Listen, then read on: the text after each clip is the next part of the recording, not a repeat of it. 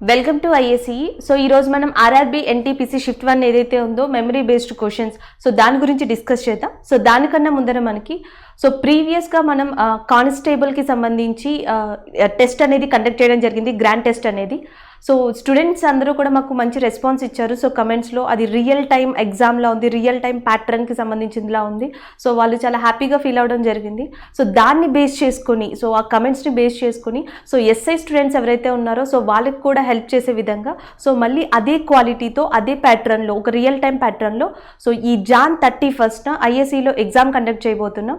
So మీరు ఒకసారి attend అవ్వండి ఈ టెస్ట్కి. సో దానివల్ల ఏంటంటే మీరు రివిజన్ ఎంతవరకు చేశారు, తర్వాత ఎలా చేయాలి, ఎలా స్టడీ ప్లాన్ని మార్చుకోవాలి అనే దాని మీద మీకు ఒక ఐడియా అనేది వస్తుంది. ఇది చాలా హెల్ప్ అవుతుంది. సో దీనికి సంబంధించి ఈ రిజిస్టర్ ఎక్కడ అవ్వాలి, సో దీనికి టైమింగ్స్ ఏంటి, ఇవన్నీ కూడా రేపు మేము వీడియో రిలీజ్ చేస్తాం. సో ఫస్ట్ క్వశ్చన్ చూద్దాం. సో ఫస్ట్ క్వశ్చన్ వచ్చేసి మనకి when did Hotmail was started. So మనకి హాట్మెయిల్ ఏదైతే ఉందో సో అది ఏ సంవత్సరంలో ప్రారంభించబడింది అని అడిగారు. సో మనకి ఆన్సర్ వచ్చేసి హాట్మెయిల్ వాజ్ స్టార్టెడ్ ఇన్ 1996, 1996లో స్టార్ట్ చేయబడింది. యాక్చువల్గా దీనిని ఇద్దరు కలిసి స్టార్ట్ చేశారు. ఒకటి వచ్చేసి మనకి సబీర్ భాటియా. సో మనకి సబీర్ భాటియా ఎవరైతే ఉన్నారో సో ఆయన and as well as Jack Smith. So వీళ్ళిద్దరూ కూడా 1996లో ఈ హాట్మెయిల్ని ప్రారంభించారు. సో జనరల్గా క్వశ్చన్స్ మనం ఎలా ఎక్స్పెక్ట్ చేయొచ్చు అంటే ఆల్రెడీ ఏ ఇయర్లో ఫౌండ్ చేశారని అడిగారు కాబట్టి నెక్స్ట్ మనకి ఎవరు ఫౌండ్ చేశారని అడగచ్చు. సో సబీర్ భాటియా అని గుర్తుపెట్టుకోండి. So and as well as Jack Smith. So మనకి ఏదైతే ఇప్పుడు హాట్మెయిల్ ఉందో సో దానిని ఎవరికి సోల్డ్ చేశారు, సో ఎవరికి అమ్మేశారు అంటే మైక్రోసాఫ్ట్కి. సో మైక్రోసాఫ్ట్ని ఫౌండ్ చేసిన పర్సన్ ఎవరు అంటే మనం బిల్ గేట్స్గా గుర్తుపెట్టుకోవచ్చు. అండ్ యాజ్ వెల్ యాజ్ ఇప్పుడు ప్రస్తుతం మైక్రోసాఫ్ట్ సీఈఓగా ఎవరు ఉన్నారు అంటే సత్య నాదెల్లా. ఆల్రెడీ మనకి ఫేజ్ 1లో గూగుల్ గురించి ఇచ్చారు కాబట్టి so me exam point of వ్యూలో సో ఫస్ట్ మనం గుర్తుపెట్టుకోవాల్సింది మైక్రోసాఫ్ట్ ప్రస్తుతం సీఈఓ సత్య నాదెల్లా. సో మనకి హాట్మెయిల్ ఇప్పుడు దేనికి సోల్డ్ చేశారు అంటే మైక్రోసాఫ్ట్కి. దీన్ని స్థాపించిన పర్సన్ ఎవరు అంటే Sabeer Bhatia with the help of Jack Smith. So ఇవి గుర్తుపెట్టుకోవాలి. నెక్స్ట్ చూద్దాం. సో సెకండ్ క్వశ్చన్ వచ్చేసి మనకి ఈవీఎంకి సంబంధించిన క్వశ్చన్. ఆల్రెడీ ఇది ఎగ్జామ్లో రిలేటెడ్ క్వశ్చనే. సో మనకి ఈవీఎం అనేది మొట్టమొదటిసారిగా ఇండియాలో ఎప్పుడు ఉపయోగించారు. సో జనరల్గా మనకి ఏంటంటే చాలామంది స్టూడెంట్స్ కింద కమెంట్ చేస్తున్నారు, మేడం ఆప్షన్స్ ఇట్లా ఇవ్వలేదు, మేడం ఇలా ఇవ్వలేదు అని. మనం ఇక్కడ ఏంటంటే స్టూడెంట్స్ ఇచ్చిన ఇన్ఫర్మేషన్ బట్టి ఆ క్వశ్చన్ రిలేటెడ్ ఏంటో ఇక్కడ మనం డిస్కస్ చేసుకుంటున్నాం. నేను మొత్తం ఎక్స్ప్లెయిన్ చేయడానికి కూడా రీజన్ అదే. మేబీ మనకి ఈవీఎం గురించి క్వశ్చన్ డెఫినెట్గా వచ్చి ఉండొచ్చు. సో స్టూడెంట్కి అది గుర్తుంటుంది. సో మేబీ ఈవీఎంలో ఫస్ట్ టైం ఇండియాలో ఎప్పుడు ఇంట్రడ్యూస్ చేశారని అడుగుండొచ్చు. సో ఎప్పుడు ఇంట్రడ్యూస్ చేశారు అంటే 1982, 1982లో, లేదా ఏ ఎలక్షన్స్లో దీనిని ఫస్ట్ టైం ఇంట్రడ్యూస్ చేశారని అడుగుండొచ్చు. సో ఫస్ట్ టైం ఎప్పుడు ఇంట్రడ్యూస్ చేశారంటే కేరళ. సో కేరళలో మనకి ఏవైతే ఎలక్షన్స్ ఉన్నాయో మినిమం 50 పోలింగ్ సెంటర్స్లో దీనిని ఈవీఎంస్ని ఇంట్రడ్యూస్ చేయడం జరిగింది. లేదు ఇంకెలాంటి క్వశ్చన్స్ అడుగుతారు, ఈ ఈవీఎం నుంచి ఇంకెలాంటి క్వశ్చన్స్ అడగడానికి ఛాన్సెస్ ఉన్నాయంటే మనకి 1971. అసలు దీని యొక్క మొట్టమొదటిది ప్రతిపాదన ఎప్పుడు వచ్చిందంటే 1971లో. ఎన్టీపీసీకి అవసరమా ఉందా అంటే ఇది లేదు, ఇది అవసరం లేదు. 1971 ఇయర్ గుర్తుపెట్టుకోకర్లేదు జనరల్గా. సో 1971లో దీని ప్రపోజల్ అయితే ఏదైతే ఉందో అది జరిగింది. సో దాని తర్వాత ఈ ఈవీఎం మిషన్స్ ఏవైతే ఉంటాయో దీనిని ప్రోటోటైప్ తయారు చేయమని చెప్పేసి మనకి అప్పుడు ఉన్న చీఫ్ ఎలక్షన్ కమిషనర్ లేదా ఎలక్షన్ కమిషనర్స్ ఎవరైతే ఉన్నారో సో వాళ్ళు దీన్ని ప్రపోజల్ చేసి మనకి సో హైదరాబాద్కి, సో హైదరాబాద్లో ఉన్న బెల్ ఏదైతే ఉందో మనకి భారత్ ఎలక్ట్రికల్ లిమిటెడ్, సో బెల్కి ఈ ప్రోటోటైప్ చేయమని చెప్పడం జరిగింది. సో 1982లో వాళ్ళు ప్రోటోటైప్ చేయడం, తర్వాత కేరళలో ఎలక్షన్ చేయడం జరిగింది. ఇది దీని యొక్క బ్యాక్గ్రౌండ్. ఈ మొత్తంలో మీరు ఈ 2 ప్లేసెస్ గుర్తుపెట్టుకుంటే చాలు. నెక్స్ట్ జరిగేది మనకి మళ్ళీ ఎగ్జామ్ పాయింట్ ఆఫ్ వ్యూలో ఇంపార్టెంట్. ఎలా అంటే మనకి ఈ ఓట్స్కి సంబంధించి అంటే భారతదేశంలో ఎలక్షన్స్కి సంబంధించి ఒక ప్రొసీజర్ అంటూ ఉంటుంది. సో దాంట్లో కూడా కొన్ని చట్టాలు ఉంటాయి. ఇందులో ఇంపార్టెంట్ ఏది మన ఎగ్జామ్ పాయింట్ ఆఫ్ వ్యూకి అంటే representation people act or people representation act, PRA, people representation act. So ఇది మనకి 1951, 1951లో వచ్చింది. ఇది చాలా ఇంపార్టెంట్ ఎగ్జామ్ పాయింట్ ఆఫ్ వ్యూలో. ఇది పీపుల్ రిప్రజెంటేషన్ యాక్ట్ ఎప్పుడు వచ్చింది అని అడుగుతారు, 1951లో. సో ఆ యాక్ట్ ఏదైతే ఉందో, ఆ చట్టం ఏదైతే ఉందో సో దాంట్లో మనకి ఎలక్షన్స్ ఏ విధంగా పెట్టాలి, ఎలక్షన్స్కి సంబంధించిన కొన్ని ప్రొసీజర్స్ ఏవైతే ఉంటాయో సో దాంట్లో కూడా అవి రిప్రజెంట్ చేయబడ్డాయి. సో 1982లో కేరళ ఎలక్షన్స్ అయిపోయిన తర్వాత సుప్రీంకోర్టు ఏం చేసిందంటే ఈ ఎలక్షన్స్ని స్ట్రైక్ డౌన్ చేసింది. ఎందుకు చేసింది చేసిందంటే అసలు ఈవీఎం ప్రొసీజర్ కానీ ఈవీఎం ప్రతిపాదన ఏదైతే ఉంటుందో సో ఆ చట్టం ప్రకారం లేదు, under the rules and procedure ప్రకారం లేదు అని చెప్పి సుప్రీంకోర్టు మెన్షన్ చేసింది. సో అందుకని వీళ్ళు ఏం చేశారు అంటే 1988లో ఒక బిల్ని పెట్టారు. సో 1989లో 1989లో బిల్ పాస్ అయింది. 1989లో పీపుల్ రిప్రజెంటేషన్ యాక్ట్ని అమెండ్మెంట్ చేశారు. సో పీపుల్ రిప్రజెంటేషన్ యాక్ట్ని సవరణ చేసిన సంవత్సరం ఏది అంటే 1989. సో ఆ తర్వాత మనకి ఒక ట్రయల్ వర్షన్గా సో 3 కాన్స్టిట్యుయెన్సీస్ని 3 నియోజకవర్గాల్ని సెలెక్ట్ చేసుకున్నారు. సో ఒకటి వచ్చేసి మనకి రాజస్థాన్ ఒకటి, మధ్యప్రదేశ్ ఒకటి, ఢిల్లీ ఒకటి. ర్యాండ్ అని గుర్తుపెట్టుకోవచ్చు. రాజస్థాన్, మధ్యప్రదేశ్, ఢిల్లీ ఈ 3 చోట్లని సెలెక్ట్ చేసుకుని ఈ 3 చోట్లలో నియోజకవర్గాల్లో ఒక ట్రయల్ వర్షన్గా మనకి ఈ ఈవీఎంస్ని స్టార్ట్ చేయడం జరిగింది. సో తర్వాత నార్మల్గా మనకి 2010 సో 2010లో అన్ని పొలిటికల్ పార్టీ లీడర్స్ ఈ ఈవీఎంస్కి సంబంధించి డిస్కషన్స్ మీటింగ్లో పార్టిసిపేట్ చేయడం. సో తర్వాత ఎలక్షన్స్లో దీనిని కామన్గా ప్రవేశపెట్టడం జరిగింది. ఇది ఈవీఎంస్ యొక్క హిస్టరీ. సో దీంట్లో మనకి ఇది ఒకటి అమెండ్మెంట్ కావాలి.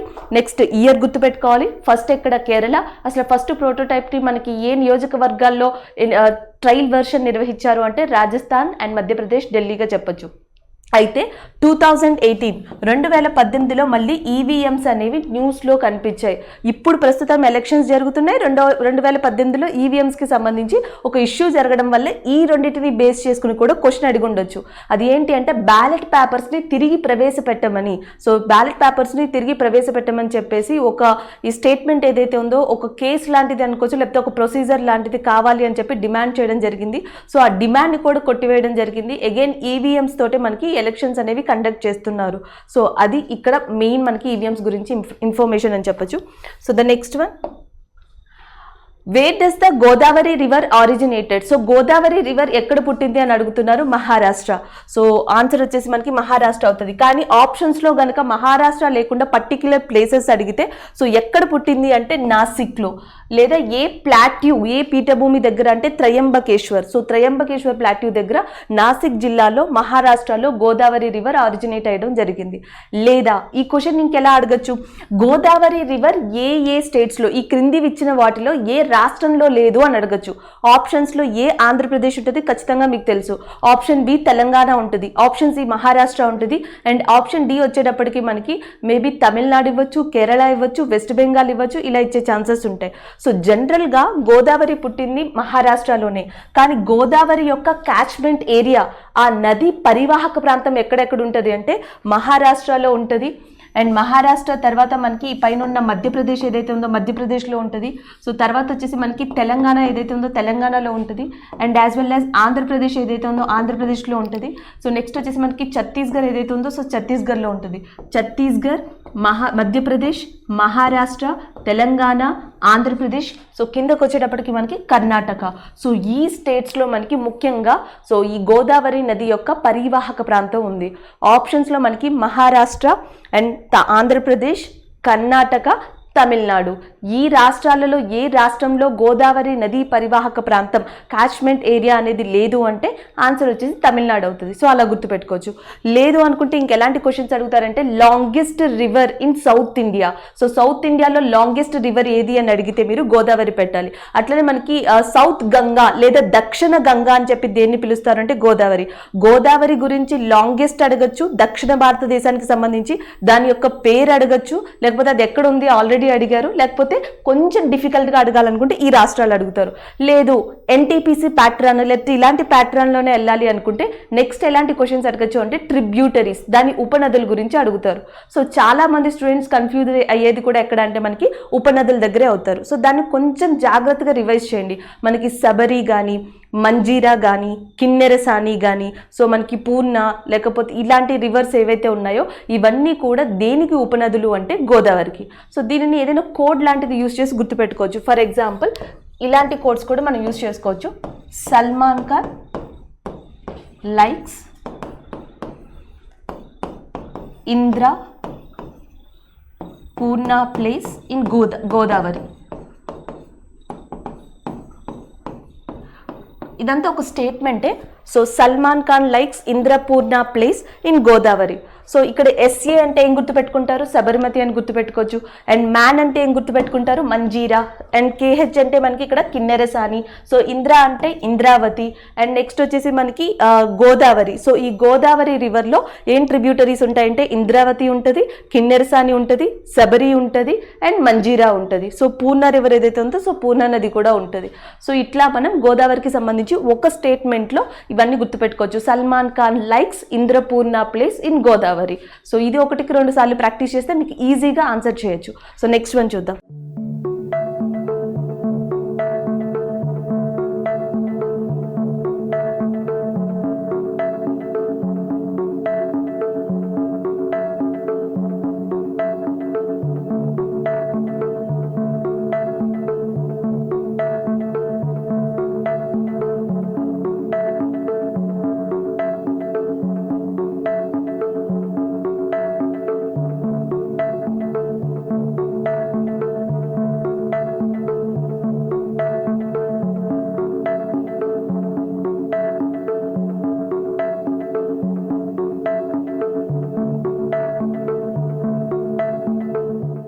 సో నెక్స్ట్ వచ్చేసి మనకి when did UNO get Nobel prize. So యుఎన్ఓకి ఎప్పుడు నోబెల్ ప్రైజ్ వచ్చింది అని అడుగుతున్నారు. సో యుఎన్ఓకి నెంబర్ ఆఫ్ టైమ్స్ మనకి యుఎన్ రిలేటెడ్ ఆర్గనైజేషన్స్కి కూడా so number of times Nobel prize రావడం జరిగింది. ఎస్పెషల్కి మనకి ఇచ్చిన ఆప్షన్స్ని బట్టి యుఎన్ఓకి United Nation ఆర్గనైజేషన్కి so Nobel prize ఎప్పుడు వచ్చిందంటే 2001లో వచ్చింది. అట్లనే మనకి యుఎన్ రిలేటెడ్ అంటే యుఎన్ సంబంధిత ఆర్గనైజేషన్స్ ఏవైతే ఉన్నాయో సో వాటికి కూడా నోబెల్ ప్రైజెస్ వచ్చాయి. సో జనరల్గా క్వశ్చన్ ఎలా వస్తుంది, యుఎన్ సంబంధిత ఏవైతే ఉన్నాయో ఆర్గనైజేషన్స్ యునిసెఫ్ కావచ్చు, యుఎన్హెచ్ఆర్సి కావచ్చు, వాటికి నోబెల్ ప్రైజ్ వచ్చిందా, లేకపోతే వాటి యొక్క హెడ్ క్వార్టర్స్ ఎక్కడున్నాయని అడుగుతున్నారు. ఫర్ ఎగ్జాంపుల్ మనకి యునిసెఫ్ అంటున్నాం. సో యునిసెఫ్ ఏదైతే ఉందో చైల్డ్కి సంబంధించి సో అది కానీ, లేకపోతే యుఎన్హెచ్ఆర్సి అండ్ ఇది వచ్చేసి మనకి high commission for refugees, international labour organisation, IPCC అంటే మనకి panel for the climate change. So intergovernmental panel for the climate change. So ఇవన్నీ కూడా మనకి యుఎన్ అనుబంధిత సో యుఎన్ సంబంధిత ఆర్గనైజేషన్స్. వీటన్నిటికీ నోబెల్ ప్రైజ్ వచ్చింది. వీటిలో 2 సార్లు నోబెల్ ప్రైజ్ దేనికి వచ్చింది అంటే యుఎన్హెచ్ఆర్సి హై కమిషన్ ఏదైతే ఉందో రిఫ్యూజీస్ శరణార్థులది సో దానికి 2 సార్లు నోబెల్ ప్రైజ్ రావడం జరిగింది. సో అట్లనే మనకి ఎలాంటివి అడగొచ్చు అంటే యునిసెఫ్ అనేది హెడ్ క్వార్టర్స్ ఎక్కడుంది అని అడుగుతారు, న్యూయార్క్. సో యునిసెఫ్ వచ్చేసి మనకి న్యూయార్క్లో ఉంది. నెక్స్ట్ వచ్చేసి యుఎన్హెచ్సిఆర్ కానీ, ఐఎల్ఓ కానీ, ఐపీసీసీ కానీ ఈ 3 కూడా ఎక్కడున్నాయంటే మనకి జెనీవాలో ఉన్నాయి. సో నెంబర్ ఆఫ్ టైమ్స్ చదివినప్పుడు, నెంబర్ ఆఫ్ థింగ్స్ చదివినప్పుడు కొన్ని గుర్తుండకపోవడం అనేది న్యాచురల్. కాకపోతే ఇక్కడ మనం దీనిని కూడా ఒక కోడ్ని యూజ్ చేసుకుని గుర్తుపెట్టుకోవడానికి ట్రై చేయాలి ఈ ఎగ్జామ్ పాయింట్ ఆఫ్ వ్యూలో. అది ఎలా అంటే మనకి జనరల్గా సో యునిసెఫ్ అనేది దేనికి సంబంధించింది, పిల్లలకి. కాబట్టి సో పిల్లలని న్యూయార్క్ పిల్లల్ని అని రాద్దాం. న్యూయార్క్ పిల్లల్ని రక్షించడానికి లేబర్ హై కమిషన్ జెనీవా నుండి వెళ్ళారు. సో జెనీవా నుండి బయలుదేరారు. సో న్యూయార్క్ పిల్లలను దేని నుంచి రక్షించడానికి అంటే వాతావరణాన్ని. సో ఈ పాయింట్ మళ్ళీ చెప్తున్నాను. సో న్యూయార్క్ పిల్లలను వాతావరణం నుంచి రక్షించడానికి లేబరు హై కమిషనరు ఎక్కడి నుంచి వెళ్ళారంటే జెనీవా నుంచి. సో న్యూయార్క్లో ఏమి ఉంది అంటే పిల్లలకి సంబంధించి అంటే యునిసెఫ్ అని గుర్తుపెట్టుకోవచ్చు.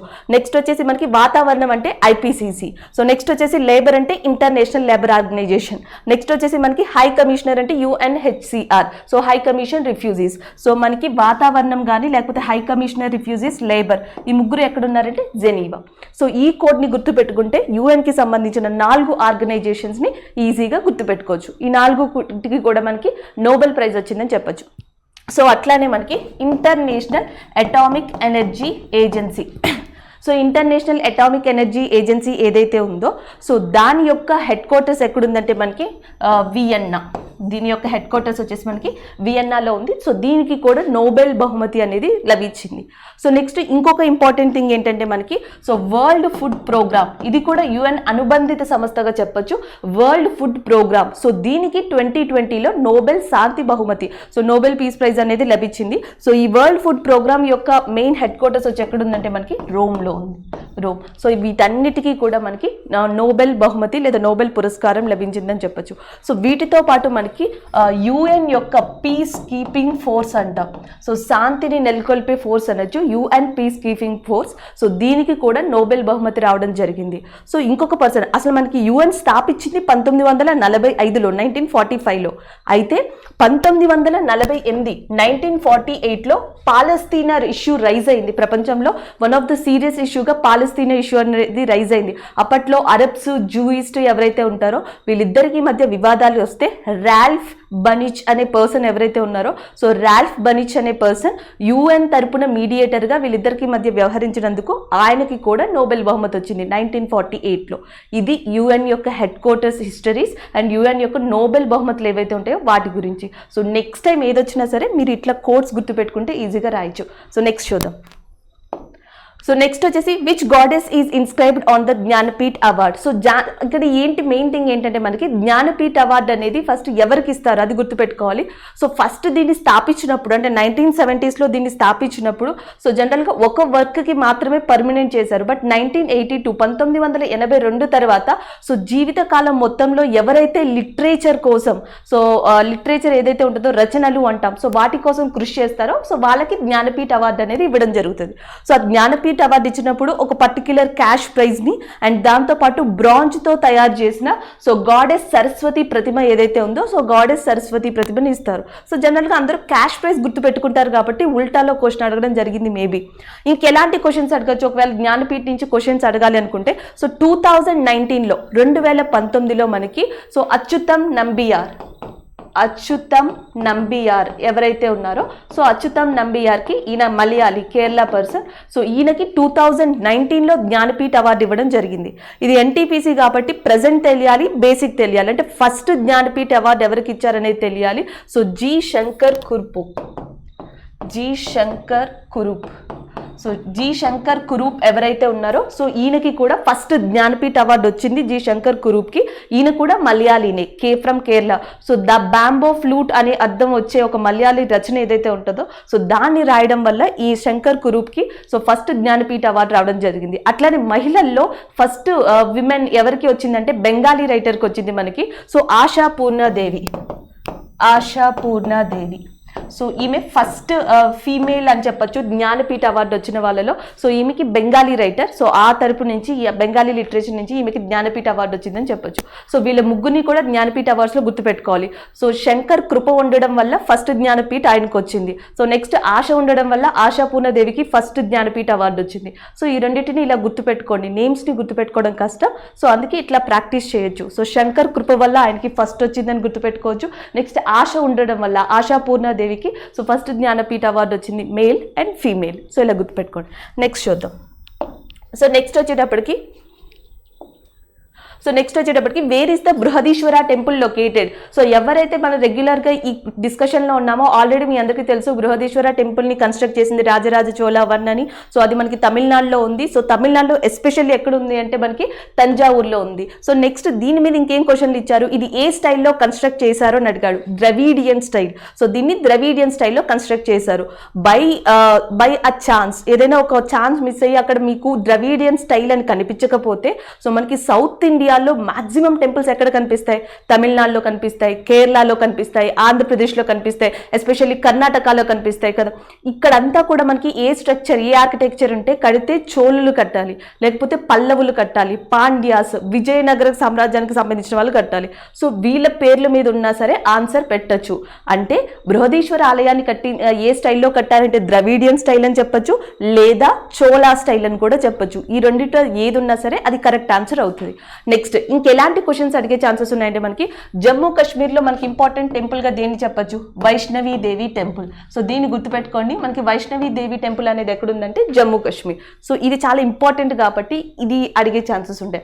లేదు పంజాబ్లో మనకి గోల్డెన్ టెంపుల్ అంటున్నాం, అమృత్సర్లో ఉంది గోల్డెన్ టెంపుల్, స్వర్ణ దేవాలయం. సో ఇది లేదు కొంచెం డిఫరెంట్గా అడగాలనుకుంటే కత్తార్పూర్ కారిడార్ అనేది పాకిస్తాన్ నుంచి ఏ స్టేట్కి కనెక్ట్ అయ్యి ఉంది అని అడుగుతారు. సో పంజాబ్ ఏరియాకి కనెక్ట్ అయ్యి ఉంది ఇలా చెప్పొచ్చు. సో పంజాబ్ కింద అంటే పంజాబ్ పక్కన మనకి హర్యానా ఉంది. హర్యానాలో ఇంపార్టెంట్గా తానేశ్వర్ తానేశ్వర్ టెంపుల్, ఇది శివుడికి సంబంధించింది. సో తానేశ్వర్ టెంపుల్ అనేది మనకి హర్యానాలో ఉంది అని చెప్పొచ్చు. సో నెక్స్ట్ పంజాబ్ హర్యానా తర్వాత నెక్స్ట్ వచ్చేసి మనకి రాజస్థాన్ ఏరియా. సో రాజస్థాన్లో మనకి ఇంపార్టెంట్ సన్ టెంపుల్ ఉన్నాయి, ఓషియానా టెంపుల్ అని చెప్పేసి ఒక టెంపుల్ ఉంది. సో నెక్స్ట్ వచ్చేసి మనకి ఇంకొక ఇంపార్టెంట్ టెంపుల్గా ఉన్నది Dilwara temple. So Jain temple ఉంది. సో రాజస్థాన్ కింద స్టేట్ ఉన్నది మనకి గుజరాత్ ఏరియా. సో గుజరాత్లో ఇంపార్టెంట్ టెంపుల్ ఏం చెప్పొచ్చు అంటే Somanatheswara temple. So Somanatheswara temple, Somanatheswara temple మీద 2 క్వశ్చన్స్ అడగచ్చు. సోమనాథేశ్వర ఆలయం ఎక్కడుంది అని అడిగితే గుజరాత్లో ఉంది అని చెప్పొచ్చు. సో సోమనాథేశ్వర ఆలయాన్ని ఏ ఆర్కిటెక్చర్ స్టైల్లో కట్టారు అంటే సోలంకి, ఎందుకంటే దీన్ని కట్టించింది సోలంకి కింగ్స్ కాబట్టి సో సోలంకి ఆర్కిటెక్చర్లో కట్టించారు. ఒకవేళ సోలంకి ఆప్షన్స్లో లేకపోతే నగరా స్టైల్ అని గుర్తుపెట్టుకోండి. యాక్చువల్గా ఇట్లా చెప్పకూడదు, బట్ మీకు హెల్ప్ అవుతుంది అని. సో మ్యాక్సిమం సౌత్ ఇండియాలో కట్టిన ఏవైతే టెంపుల్స్ ఉంటాయో వాటిని ద్రవిడియన్ ఆర్కిటెక్చర్ స్టైల్గా గుర్తుపెట్టుకోండి. సో నార్త్ ఇండియాలో ఏవైతే టెంపుల్స్ ఉంటాయో వాటిని నగరా స్టైల్గా గుర్తుపెట్టుకోండి. సో ఇది మీకు హెల్ప్ అవుతుంది. అండ్ ఇంకొకటి వచ్చేసి మనకి సోమనాథేశ్వర టెంపుల్ని అటాక్ చేసిన పర్సన్ ఎవరు అంటే మనకి మొహమ్మద్ గజని. సో గజని ఎవరైతే ఉంటారో ఈయన సోమనాథేశ్వర ఆలయాన్ని ధ్వంసం చేసిన వ్యక్తుల్లో ఒకళ్ళు. సో నెక్స్ట్ మనకి గుజరాత్ తర్వాత మహారాష్ట్ర అంటున్నాం కదా. సో మహారాష్ట్రలో మీరు గుర్తుపెట్టుకోవాల్సింది సిద్ధి వినాయక టెంపుల్, చాలా పాపులర్ ఇక్కడ. సో సిద్ధి వినాయక టెంపుల్ అనేది మహారాష్ట్రలో ఉంది. నెక్స్ట్ కర్ణాటక స్టేట్కి వస్తే మనకి కర్ణాటకలో 2 టెంపుల్స్ని గుర్తుపెట్టుకోవాలి. ఒకటి విరూపాక్ష దేవాలయం. సో విరూపాక్ష దేవాలయం కర్ణాటకలో ఉంది. సో ఇంకొకటి వచ్చేసి మనకి హంపి దేవాలయం. సో హంపి కూడా మనకి కర్ణాటకలోనే ఉంది. సో దాని కింద ఉన్నది మనకి కేరళ. సో పద్మనాభ స్వామి, అనంత పద్మనాభ స్వామి టెంపుల్ ఏదైతే ఉందో సో అది శబరిమలై. సో ఇది ఇస్తే మీరు ఈజీగా పెడతారు. నెక్స్ట్ తమిళనాడుకి వచ్చేటప్పటికి మనకి బృహదీశ్వర ఆలయం ఉంది, రంగనాథ స్వామి ఆలయం అంటాం, రంగనాథ స్వామి ఆలయం, బృహదీశ్వర ఆలయం, మధుర మీనాక్షి ఆలయం. సో ఇవన్నీ కూడా మనకి సో తమిళనాడులో ఉన్నాయని చెప్పొచ్చు. ఆంధ్రప్రదేశ్ అంటే మనకి ఎగ్జామ్ పాయింట్ ఆఫ్ వ్యూలో లార్డ్ శ్రీ వెంకటేశ్వర తిరుపతి టెంపుల్ని గుర్తుపెట్టుకోవాలి. నెక్స్ట్ మనం ఒడిస్సాకి వచ్చామనుకోండి. సో ఒడిస్సాలో ఇంపార్టెంట్ టెంపుల్స్గా ఏం చెప్పొచ్చు, ఒకటి కోనార్క్, ఇది ఆల్రెడీ ఎగ్జామ్లో ఇచ్చారు కోనార్క్. ఇంకొకటి వచ్చేసి Puri Jagannath temple. So Puri Jagannath temple, Konark temple ఒడిస్సాలో ఉన్నాయని గుర్తుపెట్టుకోవచ్చు. ఇవి మ్యాక్సిమం మన టెంపుల్స్లో అడిగే ఛాన్సెస్ ఉన్నవి. లేదు అనుకుంటే మధ్యప్రదేశ్లో మనకి ఖజురహో దేవాలయాలు ఏవైతే ఉన్నాయో so Khajuraho group of temples వాటిని అడిగే ఛాన్సెస్ ఉన్నాయి. మేబీ టెంపుల్స్ నుంచి వస్తే ఇలాంటి క్వశ్చన్స్ రావచ్చు, ఈజీ టు మోడరేట్లో. నెక్స్ట్ చూద్దాం. సో నెక్స్ట్ వచ్చేసి మనకి వెన్ డిడ్ స్వదేశీ మూవ్మెంట్ స్టార్టెడ్. సో మనకి స్వదేశీ ఉద్యమం ఎప్పుడు ప్రారంభమైంది అని అడుగుతున్నారు. సో జనరల్గా మనకి 1885లో ఐఎన్సీ స్టార్ట్ అయింది, ఇండియన్ నేషనల్ కాంగ్రెస్. సో దాని తర్వాత మనకి వ్యవహారిక భాషా చట్టం వచ్చింది. సో వ్యవహారిక భాషా చట్టం ఎప్పుడు వచ్చింది, 1878లో వచ్చింది. సో దాని తర్వాత ఎప్పుడైతే పీపుల్లో మనకి ఏవైతే ఈ ఆలోచనలు విప్లవాత్మక ఆలోచనలు వచ్చాయో సో దాని తర్వాత యూనిటీ పెరిగిందో సో దాని తర్వాత బ్రిటిషర్స్ ఏం చేశారు అంటే బెంగాల్ విభజన అనే సిద్ధాంతంతో ముందుకొచ్చారు 1901, 1902, 1903 టైంలో. సో ఎప్పుడైతే వీళ్ళు ఇట్లాంటి బెంగాల్ విభజన అన్నారో 1905లో భారతదేశంలో ఎస్పెషల్లీ వెస్ట్ బెంగాల్ ప్రాంతంలో బెంగాల్ ఏరియా ప్రాంతంలో మనకి ఈ స్వదేశీ ఉద్యమం అనేది స్టార్ట్ అయింది. So Indian national Congress leaders ఎవరైతే ఉంటారో వాళ్ళు అండ్ బెంగాల్ లోకల్ పీపుల్ ఈ ఉద్యమాన్ని చాలా ఎత్తుకు తీసుకెళ్లారని చెప్పొచ్చు. అయినప్పటికీ ఈ స్వదేశీ ఉద్యమం ఏదైతే ఉంటుందో ఇది కూడా మనకి బెంగాల్ డివిజన్ని ఆపలేకపోయింది. సో ఇది ఇక్కడ వరకు జరిగిన ఈవెంట్స్. సో దీంట్లో ఏమడుగుతారు అంటే మనకి స్వదేశీ ఉద్యమం ఎప్పుడు ప్రారంభమైంది అంటే 7th August 1905. ఇది 6 years జరిగిన ఉద్యమం, 6 సంవత్సరాలు ఇది కంటిన్యూస్గా జరిగిన మూమెంట్ అని చెప్పొచ్చు. సో దీని వల్ల కూడా మనకి ఇండియన్ నేషనల్ కాంగ్రెస్ ఏదైతే ఉంటుందో ఐఎన్సీ సెక్షన్స్ సో దాంట్లో కొన్ని వాగ్వివాదాలు కూడా వచ్చాయని చెప్పొచ్చు. నెక్స్ట్ మనకి ఇక్కడ ఇంకొక ఇంపార్టెంట్ ఏంటంటే స్వదేశీ ఉద్యమం టైంలో ఇండియాలో ఉన్న మనకి గవర్నర్ ఎవరు లేదా బ్రిటిష్ ఆఫీసర్ ఎవరు అని అడుగుతారు, lord Curzon. So lord Curzon మనకి ఈ స్వదేశీ ఉద్యమం టైంలో ఉన్నారు అని చెప్పొచ్చు. సో 1905లో స్వదేశీ ఉద్యమం స్టార్ట్ అయితే 1906లో ఏం స్టార్ట్ అయింది అంటే ముస్లిం లీగ్. సో దాన్ని స్థాపించిన వ్యక్తి ఎవరు అంటే సలీముల్లా ఖాన్, ఢాకా సలీముల్లా ఖాన్ ఎవరైతే ఉన్నారో ఢాకా నవాబ్. సో ఆయన స్టార్ట్ చేయడం జరిగింది. సో ఇది మెయిన్గా గుర్తుపెట్టుకోండి. Next one. సో నెక్స్ట్ వచ్చేసి which cess is levied on 0.5 on all services. So అన్ని సర్వీసెస్ మీద మనకి సెస్ ట్యాక్స్ ఏదైతే ఉంటుందో సో దానిని దేనికి సంబంధించి విధించారో అని అడుగుతున్నారు. సో సెంట్రల్ గవర్నమెంట్ ఏం చేసిందంటే అన్ని సర్వీసెస్ ట్యాక్స్ మీద సెస్ అంటే చాలా సింపుల్గా అంటే టెక్నికల్ని పక్కన పెట్టి మనం గుర్తుపెట్టుకునే విధంగా ఏంటి అంటే సెస్ అంటే the tax which is imposed on tax. So suppose మనకి సర్వీస్ ట్యాక్సెస్ ఏవైతే ఉంటాయో మనకి సో ఆ సర్వీసెస్ ట్యాక్స్ మీద ఇంకొకసారి సెంట్రల్ గవర్నమెంట్ ఏదైతే ఉంటుందో ఒక పర్టిక్యులర్ పర్పస్ కోసం ట్యాక్స్ని విధించడాన్ని, సో దాన్ని ఏమని పిలవచ్చు అంటే సెస్ ట్యాక్స్ అని పిలవచ్చు. సో మనకి స్వచ్ఛ భారత్ కింద మనకి విలేజెస్ కానీ లేకపోతే ఏరియాస్ కానీ శానిటైజ్ చేయడం, సో వాటిని రక్షించడం కోసం మనకంటూ అమౌంట్ కావాలి, గవర్నమెంట్ కంటూ అమౌంట్ కావాలి. సో అట్లాంటి ఫండ్ జనరేట్ చేయడం కోసం, ఎస్పెషల్లీ స్వచ్ఛ భారత్ ప్రోగ్రామ్ కోసం, సో ఈ సెస్ ట్యాక్స్ని 0.5% కింద సెంట్రల్ గవర్నమెంట్ విధించింది. సో ఇది స్వచ్ఛ భారత్ సెస్ అవుతుంది. అట్లానే మనకి ఇండోర్ అనేది చాలా ఇంపార్టెంట్గా గుర్తుపెట్టుకోవాలి. స్వచ్ఛ సర్వేక్షణ సిటీగా మనకి మధ్యప్రదేశ్లో ఇండోర్ ఏదైతే ఉందో, సో ఇండోర్ని గుర్తించబడింది, అది చాలా పాపులర్ అయింది కూడా. ఇంకొకటి ఇండోర్ని ఏమని కూడా పిలవచ్చు, ఇది కూడా ఇంపార్టెంట్ మనకి. ఇండోర్ని ఏమని కూడా పిలవచ్చు అంటే mini Mumbai. So mini Mumbai అని చెప్పి దేన్ని పిలుస్తారంటే ఇండోర్ని పిలుస్తారు. So the next one. So next వచ్చేసి హూ ఫౌండెడ్ ధర్మసభ. సో ధర్మసభని ఎవరు ఫౌండ్ చేశారు అని అడుగుతున్నారు. రాధాకాంత్ దేవ్. సో రాధాకాంత్ దేవ్ ఎవరైతే ఉన్నారో, సో ఆయన హిందూ ధర్మసభని ఫౌండ్ చేయడం జరిగింది. సో యాక్చువల్గా ఇది దేనికి అంటే మెయిన్గా ఎవరిని వ్యతిరేకించి అంటే రాజా రామ్మోహన్ రాయ్. ముఖ్యంగా రాజా రామ్మోహన్ రాయ్ ఎవరైతే ఉంటారో, సో రాజా రామ్మోహన్ రాయ్ మనకి ఈ ఏవైతే మనకి సతీ చట్టం ఉందో, సో సతీ చట్టాన్ని తీసుకురావడానికి ఎక్కువగా కృషి చేసిన పర్సన్ అని చెప్పొచ్చు. సో సతీ చట్టం కానీ, నెక్స్ట్ వచ్చేసి మనకి వితంతు పునర్వివాహం అంటున్నాం, వీడో రీమ్యారేజ్ యాక్ట్. సో ఇది తీసుకురావడానికి కృషి చేసిన పర్సన్ ఎవరు అంటే ఈశ్వరచంద్ర విద్యాసాగర్. సో జనరల్గా బ్రిటిషర్స్ ఏ పని మీద ఉన్నారంటే మెయిన్గా మనకి 1835 1857 టైంలో వాళ్ళ ట్రేడ్, వాళ్ళ వ్యాపారం ఎలా చేసుకోవాలి అనే దాని మీద వాళ్ళ మెయిన్ ఏముందని చెప్పొచ్చు. రైల్వే లైన్లు స్టార్ట్ చేయడం కానీ, so English medium school start చేయడం కానీ, ఇవి బ్రిటిషర్స్ యొక్క మెయిన్ ఓరియంటేషన్. కానీ సమాజంలో మనకి మెయిన్గా ఉన్నవి ఏవి అంటే సతీ సాగమనం కానీ, వితంతు పునర్వివాహం కానీ, సో చిన్న ఏజ్లోనే మనకి పిల్లలకి మ్యారేజ్ చేయడం కానీ, చైల్డ్ మ్యారేజ్ కానీ, సో ఇలాంటివి ఇండియాలో ఎక్కువగా ఉండేవి. సామాజిక దురాచారాలు అని చెప్పొచ్చు, ఇవి ఎక్కువగా ఉండేవి. వీటికి ఒక్కొక్క పర్సన్ కృషి చేయడం మొదలుపెట్టారు. సో సతీ సాగమనానికి కృషి చేసిన వ్యక్తి ఎవరు అంటే మనకి సో రాజా రామ్మోహన్ రాయ్గా చెప్పొచ్చు.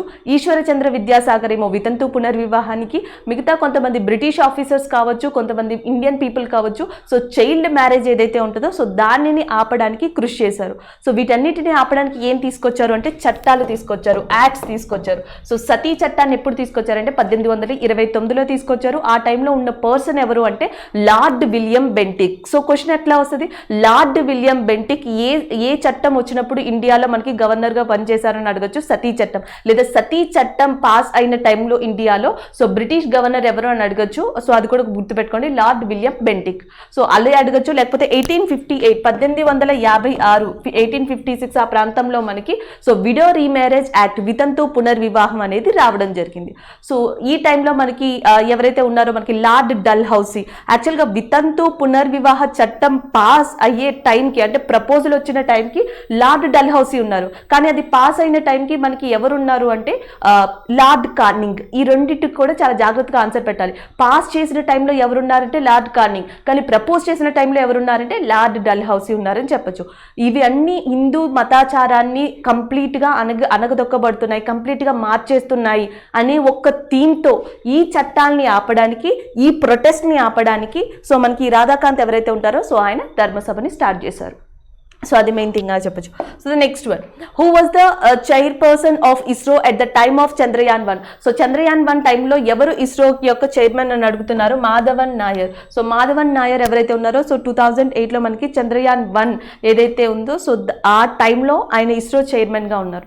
సో ఇంకెలాంటి క్వశ్చన్స్ అడగచ్చు. యాక్చువల్గా ఇక్కడ మనకి చంద్రయాన్ 1 అనేది దేనికి రిలేటెడ్ అంటే మూన్కి రిలేటెడ్. సో ఇప్పటి వరకు సక్సెస్ఫుల్గా మూన్ మీదకి ఏ కంట్రీస్ తన శాటిలైట్స్ని లాంచ్ చేయగలిగాయి అంటే యుఎస్ఏ ఉంది, అండ్ చైనా ఉంది, రష్యా ఉంది.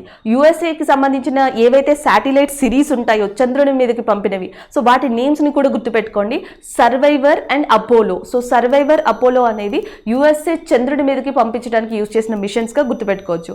సో మనకి చైనా ఏదైతే ఉందో సో చైనా చంద్రుడి మీదకి పంపించడానికి శాటిలైట్స్ లేదా మిషన్స్ ఏవైతే యూజ్ చేసిందో సో దాన్ని చాంగే కోడ్తో గుర్తుపెట్టుకోవాలి, చాంగే.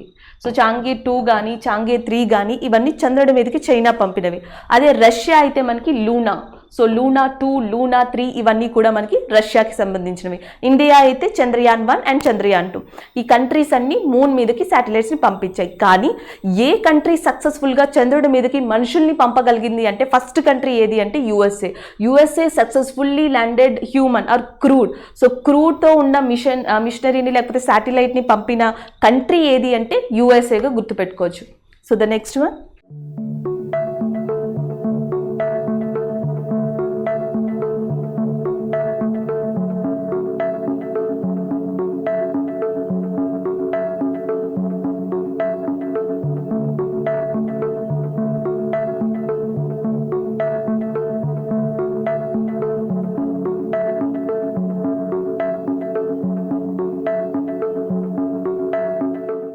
నెక్స్ట్ వచ్చేసి మనకి who is the world's largest rice producer. So మనకి ప్రపంచంలో అతిపెద్ద బియ్యం ఉత్పత్తిదారు ఎవరు అని అడుగుతున్నారు. సో ప్రపంచంలో అతిపెద్ద బియ్యం ఉత్పత్తిదారు వచ్చేసి మనకి చైనా. సో అదే మనకి సెకండ్ ప్లేస్ లో ఉన్న కంట్రీ ఏది అంటే ఇండియాగా చెప్పొచ్చు. సో అట్లానే మనకి ఇండియాలో ఏ స్టేట్స్ మనకి ఈ రైస్ ని ప్రొడ్యూస్ చేసే వాటిలో ఉన్నాయంటే ఒకటి పంజాబ్ ఉందని చెప్పొచ్చు, సెకండ్ వచ్చేసి మనకి ఉత్తరప్రదేశ్ ఉంది, వెస్ట్ బెంగాల్ ఉంది. రైస్ ని ప్రొడ్యూస్ చేసే దాంట్లో ఆంధ్రప్రదేశ్ రైస్ ని ఎక్కువగా పండిస్తుంది, వరిని ఎక్కువగా పండిస్తుంది. కానీ భారతదేశం మొత్తంలో చూసుకుంటే ఏ రాష్ట్రాలు ముందుగా ఉన్నాయి మనకి ఈ ప్రొడక్షన్ చేసే దాంట్లో అంటే పంజాబ్, ఉత్తరప్రదేశ్, వెస్ట్ బెంగాల్ గా చెప్పొచ్చు. అండ్ దీంట్లో కూడా మనకి భారతదేశంలో ఎక్కువగా బాస్మతి రైస్ అంటాం. సో ఈ బాస్మతి రైస్ ని మెయిన్ గా ప్రొడ్యూస్ చేసే స్టేట్స్ రెండే, ఒకటి పంజాబ్, రెండు హర్యానా. ఈ రెండు కూడా top 2 states in India which is producing basmati rice అని చెప్పొచ్చు. అట్లనే ఉత్తరప్రదేశ్ ని మనం ఏమని పిలవచ్చు అంటే sugar bowl of India. So sugar bowl of ఇండియాగా దేన్ని పిలవచ్చు అంటే ఉత్తరప్రదేశ్ ని. సో ఎస్పెషల్లీ జూట్ అనేది, జనపనార అనేది ఏ రాష్ట్రంలో ప్రసిద్ధి అంటే ఎస్పెషల్గా అంటే మనకి వెస్ట్ బెంగాల్గా చెప్పొచ్చు. సో ఇది బాస్మతి వచ్చేసి Punjab and sugar bowl of India Uttar Pradesh. And next వచ్చేసి మనకి వెస్ట్ బెంగాల్ అంటే జనపనార గుర్తుకు రావాలి, జూట్. సో జూట్ని ఏమని పిలుస్తారని అడుగుతారు, గోల్డెన్ ఫైబర్ ఆఫ్ ఇండియా అని చెప్పేసి జూట్ని పిలుస్తారు. ప్రపంచంలో జూట్ ప్రొడక్షన్లో టాప్ కంట్రీగా ఉన్నది ఏది అంటే అది కూడా ఇండియానే. సో నెక్స్ట్ చూద్దాం. So next question is simply related nothing but Poona pact. మనకి క్వశ్చన్ పూనా ప్యాక్ట్ మీద వచ్చింది, ఇదంతా మీ రిఫరెన్స్ కోసం. సో పూనా ప్యాక్ట్ అనేది ఎవరెవరికి మధ్య జరిగింది? సో పూనా ప్యాక్ట్ అనేది మనకి గాంధీకి అండ్ అంబేద్కర్కి మధ్య జరిగింది, పూనా ఒడంబడిక అంటాం. సో జనరల్గా మీరు ఒడంబడికలు అనే కాన్సెప్ట్తో గుర్తుపెట్టుకోండి. భారతదేశంలో మెయిన్గా మనకి ఎన్ని ఒడంబడికలు ఇంపార్టెంట్ భారతదేశం హిస్టరీలో అంటే మోడర్న్ ఇండియాలో అంటే 2. మొట్టమొదటిగా జరిగిన ఒడంబడిక ఎవరికి మధ్య అంటే గాంధీకి, ఇర్విన్కి. ఏ సంవత్సరంలో జరిగింది అంటే 1930లో జరిగింది. ఎక్కడ జరిగింది అంటే ఢిల్లీలో. అందుకే ఢిల్లీ ఒడంబడిక అన్నా లేకపోతే గాంధీ ఇర్విన్ ఒడంబడిక అన్నా ఒకటే. సో ఇది జరిగిన తర్వాత ఏం జరిగింది అంటే రౌండ్ టేబుల్ కాన్ఫరెన్సెస్ జరిగాయి. సో ఆ రౌండ్ టేబుల్ కాన్ఫరెన్సెస్ జరుగుతున్న టైంలోనే మనకి ఇంకో ఒడంబడిక కూడా జరిగింది. సో అదే మనకి ఏది అంటే ఈ పూనా ప్యాక్ట్ అని చెప్పొచ్చు, లేకపోతే మనకి పూనా ఒడంబడిక. సో 1932 1932లో మనకి ఈ పూనా ప్యాక్ట్ అనేది గాంధీకి అండ్ యాజ్ వెల్ యాజ్ అంబేద్కర్కి మధ్యలో ఈ పూనాలో ఈ ఒడంబడిక జరిగిందని చెప్పొచ్చు. ఇది పూనా ప్యాక్ట్ గురించి. సో ద నెక్స్ట్ వచ్చేసి మనకి Potloi is a traditional attire of which state. So మనకి పాట్లోయ్ అనేది ఏ రాష్ట్రం యొక్క ట్రెడిషనల్ వస్త్రధార అని అడుగుతున్నారు. సో ఆన్సర్ వచ్చేసి మణిపూర్. సో జనరల్గా ఇది చూసిన వాళ్ళకి క్వశ్చన్ కొత్తగా అనిపిస్తుంది, but it is also current affair related maybe. ఎందుకంటే మణిపూర్ ఏదైతే ఉందో, మణిపూర్, అస్సాము, నాగాల్యాండ్ ఈ 3 కంట్రీస్ కూడా, ఈ 3 స్టేట్స్ కూడా ఈ మధ్యన తమ స్టేట్స్ యొక్క కల్చర్ని రిప్రజెంట్ ఎక్కువగా చేసుకుంటున్నాయి. మనకి అస్సాం ఏదైతే ఉందో టీ పంటకి ప్రసిద్ధి, అది గ్రీన్ ట్రేడ్ హబ్ అని చెప్పేసి ఒకటి స్టార్ట్ చేస్తున్నారు అస్సాంలో. సో అట్లానే నాగాల్యాండ్ కానీ అరుణాచల్ ప్రదేశ్ కానీ వాటి కల్చర్ని రిప్రజెంట్ చేసుకుంటున్నాయి. నేను ఆల్రెడీ ప్రీవియస్ క్లాస్లో చెప్పాను రీసా కల్చర్ అని చెప్పేసి. రీసా అంటే మనకి జనరల్గా రాజస్థాన్ ఆ కలంకారీ బట్టలు ఎలా ఉంటాయో ఒకసారి ఇమాజిన్ చేసుకోండి.